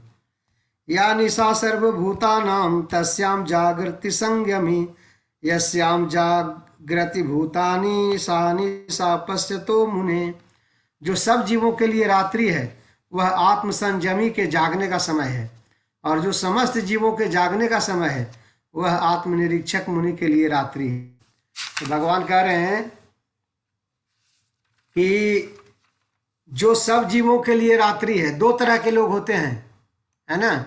एक होते हैं जो सिर्फ जीवन में इंद्रिय तृप्ति करना चाहते हैं, और एक तरह के लोग हैं, दूसरे तरह के लोग कौन हैं, जो कृष्ण भक्ति करना चाहते हैं। तो दो तरह के लोग हैं। तो यहाँ पे भगवान कह रहे हैं कि जो सब जीवों के लिए रात्रि है। रात्रि मतलब क्या है, इंद्रियों से निवृत्ति, इंद्रियों को रेस्ट देना। रात में हम सब क्या करते हैं, सो जाते हैं, तो हमारी इंद्रियां किसी विषयों पे नहीं रहती, इंद्रियों को मतलब विषयों से अलग रहता है। तो ये हम दिन भर क्या करते हैं, दिन भर खूब इंद्रियों को सुख आनंद देने में लगाए रहते हैं, और रात में हम सो जाते हैं। इंद्रियां हमारी मतलब अलग हो जाती है, इंद्रियों विषयों से अलग हो जाती है। तो भगवान कह रहे हैं यहाँ पे कि जो रात्रि है, रात्रि में जो इंद्रियों, जो जीव के लिए रात्रि है, मानी इंद्रियों, जो लोग मतलब इंद्रियों को उपयोग नहीं करते, वो आत्मसंयमी लोग क्या करते हैं, उस अवस्था में भी जागते रहते हैं। आदि अपने इंद्रियों का उपयोग भगवान के लिए करते हैं। और जो दिन में भी, जो कामी लोग जो दिन में इंद्रियों का उपयोग करते हैं, वो भक्त लोग उसको निष्क्रिय बन के रात समझते हैं, यानी अपने आप को नहीं लगाते। मतलब इंद्रियों को विषयों में लगाना ये दिन है, मतलब इंद्रियां हमेशा विषयों में लगा हुआ है, आनंद में लगा हुआ है। तो ये कामी लोग करते हैं। लेकिन भक्त लोग क्या करते हैं, उनके लिए दिन रात हो जाता है। वो नहीं चाहते कि हमारी इंद्रियां विषयों में लगे। और जो रात्रि में है, जो जीव दूसरे के लिए जो रात्रि है, जो भोग भोगने वालों के लिए, जो इंद्रियों से संयम मतलब इंद्रियों को नहीं लगाते, तो उसमें आत्मसंयमी लोग क्या करते हैं, अपने इंद्रियों का उपयोग भगवान के सेवा में लगाते हैं।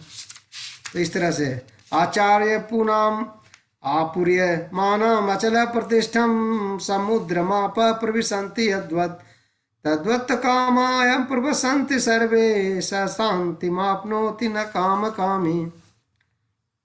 जो पुरुष समुद्र में निरंतर प्रवेश करती रहने वाली नदियों के समान इच्छाओं के निरंतर प्रवाह से विचलित नहीं होता, जो सदैव स्थिर रहता है, वही शांति प्राप्त कर सकता है, वह नहीं जो ऐसी इच्छाओं को तुष्ट करने की चेष्टा करता हो।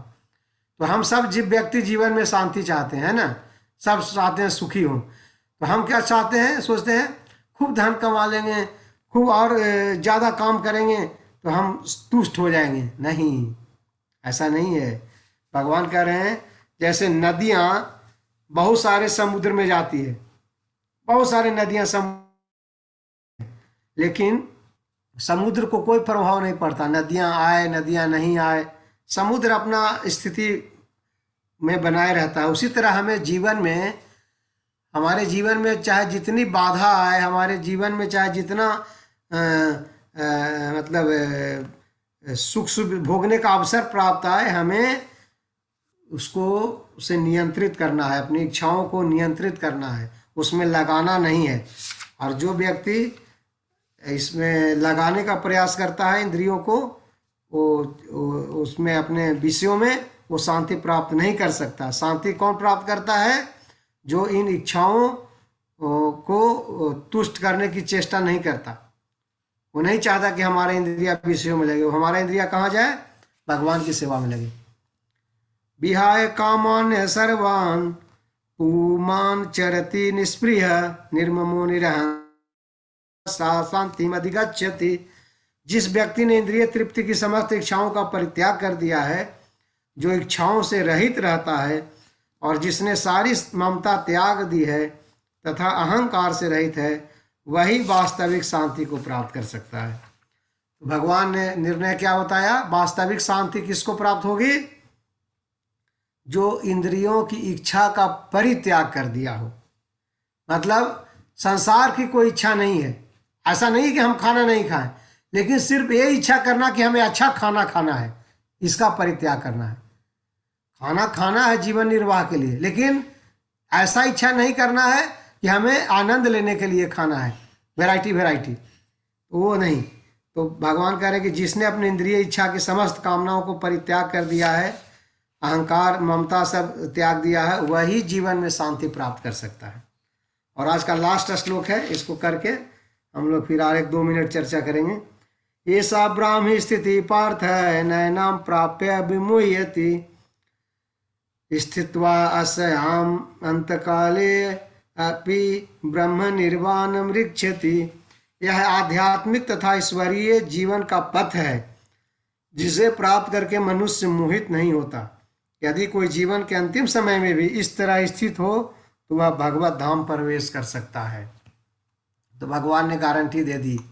भगवान ने क्या कहा कि हमें ईश्वरीय जीवन, यानी हमें संसार, अपने जीवन का लक्ष्य सिर्फ इंद्रिय तृप्ति के साधनों को नहीं बढ़ाने का है, उसमें नहीं लगाना है। भगवान क्या कह रहे हैं कि जो व्यक्ति ईश्वरीय जीवन में, यानी अपने को निष्काम भाव से कर्म करता है, स्वार्थवश नहीं, तो वह व्यक्ति कभी संसार में मोहित नहीं होता। और वही व्यक्ति जीवन के अंत में क्या होता है? वो भगवत धाम प्रवेश कर सकता है। तो भगवत धाम जाने के लिए क्वालिफिकेशन क्या चाहिए हम सबको? कि सिर्फ और सिर्फ हमें निष्काम भाव से कर्म करना है, जिसको हम निष्काम योग बुद्धि योग भी कहते हैं उसको, यानी कृष्ण भावनामृत कर्म। तो जब मनुष्य जीवन में अपने जीवन को सिर्फ इंद्रिय तृप्ति के लिए कार्य करेगा तो इसी संसार में हमेशा बना रहेगा, कभी नहीं संसार से बाहर जा सकता। लेकिन जो व्यक्ति इसी संसार में अपने आप को ज्ञान के द्वारा अपने निष्काम भाव से कृष्ण की सेवा करेगा, कुछ बिना प्राप्ति के, बिना लाभ की, तो वही व्यक्ति अपने आप को इस जगत से मुक्त कर सकता है। भगवान ने ऐसा कंक्लूजन बताया। जो व्यक्ति इंद्रिय तृप्ति करना चाहते हैं वो का कृपण हैं, वो इस संसार में बंधन में ज्ञानी है। ज्ञानी वही है जो निष्काम भाव से कर्म करें, ज्ञान से पूर्ण होकर कार्य करें, न कि वेदों के अलंकारी भाषा में बह जाएं और तरह तरह के कार्य करके अब बुद्धि से और सांसारिक लाभ लें। वैसे व्यक्ति संसार से मुक्त नहीं हो सकते। तो भगवान ने अर्जुन को ही पहले बताया इस भगवत गीता के दूसरे अध्याय में। अर्जुन के मोह को दूर करने के लिए भगवान ने सबसे पहले डांटा उनको कि इस विषम परिस्थिति में तुमको कहाँ से ऐसी बुद्धि आई कि युद्ध ना करे, और तेरा यह कार्य जो धर्म पे नहीं चलने वाले हैं उनको प्रसन्नता देगा। धर्म पे चलने वाले लोग यानी अच्छे लोग तुम्हारे इस निर्णय से खुश नहीं होंगे। तुम्हारे निर्णय से वही खुश होंगे जो गलत पापी लोग हैं, अधर्मी लोग खुश होंगे। यही खुश होंगे सामने वाले, ना कि तुम्हारे दल वाले लोग खुश होंगे। तो इस तरह से भगवान डांटते हैं और अर्जुन को फिर ज्ञान देते हैं सांख्य योग। आत्मा कभी नहीं मरेगी, शरीर का नाश निश्चित है, इसलिए शोक मत करो। शरीर को कोई नहीं बचा सकता और आत्मा को कोई मार नहीं सकता। और इससे ऊपर भी है कि तुम निष्काम भाव से कर्म करो, बुद्धि योग से कर्म करो, यानी इंद्रिय तृप्ति के भाव से कर्म मत करो, अपना कर्तव्य समझ के कर्म करो। उसमें सुख दुख लाभ हानि का चिंता मत करो, सिर्फ अपने कर्तव्य निर्वहन के लिए कर्म करो, तो तुझे कर्म का बंधन नहीं लगेगा।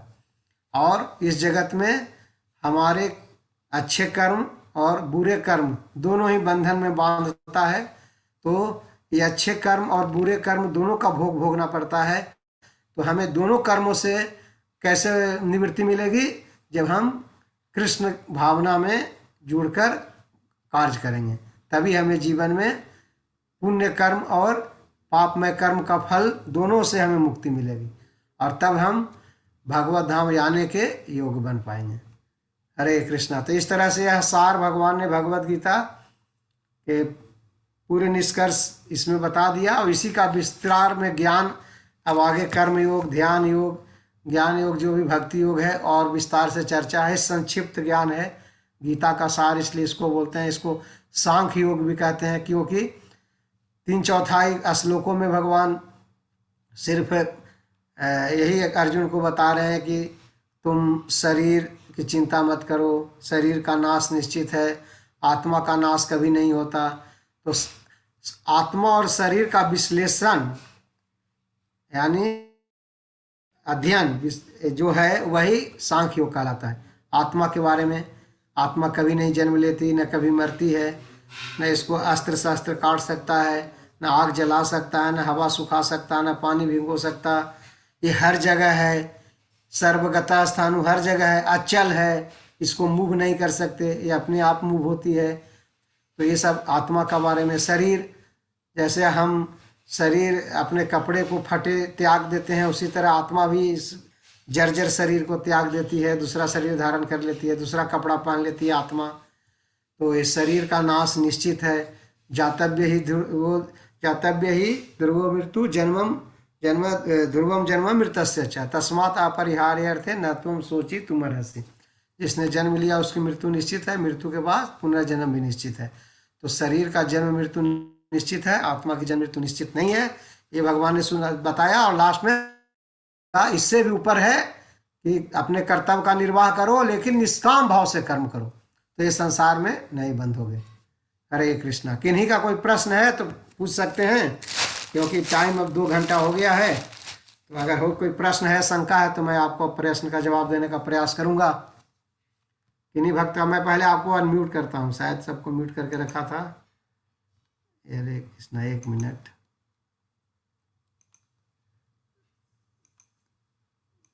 हरे कृष्णा, आप सबको अनम्यूट कर दिया। किन्हीं भक्त का कोई प्रश्न है तो पूछ सकते हैं। समझ में आई? हरे कृष्णा प्रभु, दंडवत प्रणाम प्रभु। हरे कृष्णा। हरे कृष्णा प्रभु। हरे कृष्णा प्रभु, दंडवत प्रणाम प्रभु। बहुत ही बड़ी प्रभु, मेरे ख्याल से और किसी का कोई प्रश्न नहीं है तो हम एंड करते हैं प्रभु। हाँ, प्रश्न नहीं है तो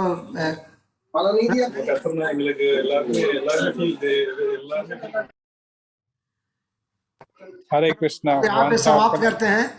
क्लास Yes, को प्रभु। कंक्लूड करते हैं। हरे कृष्णा वांछा हरे कृष्णा कल्पतरुभ्यश्च कृष्णा कृष्णा हरे हरे हरे राम राम राम हरे हरे। वांछा कल्पतरुभ्यश्च कृपा सिंधुभ्येव च पतितानां पावनेभ्यो वैष्णवेभ्यो नमो नमः। गौर हरि हरि बोल। कंक्लूड कीजिए प्रभु।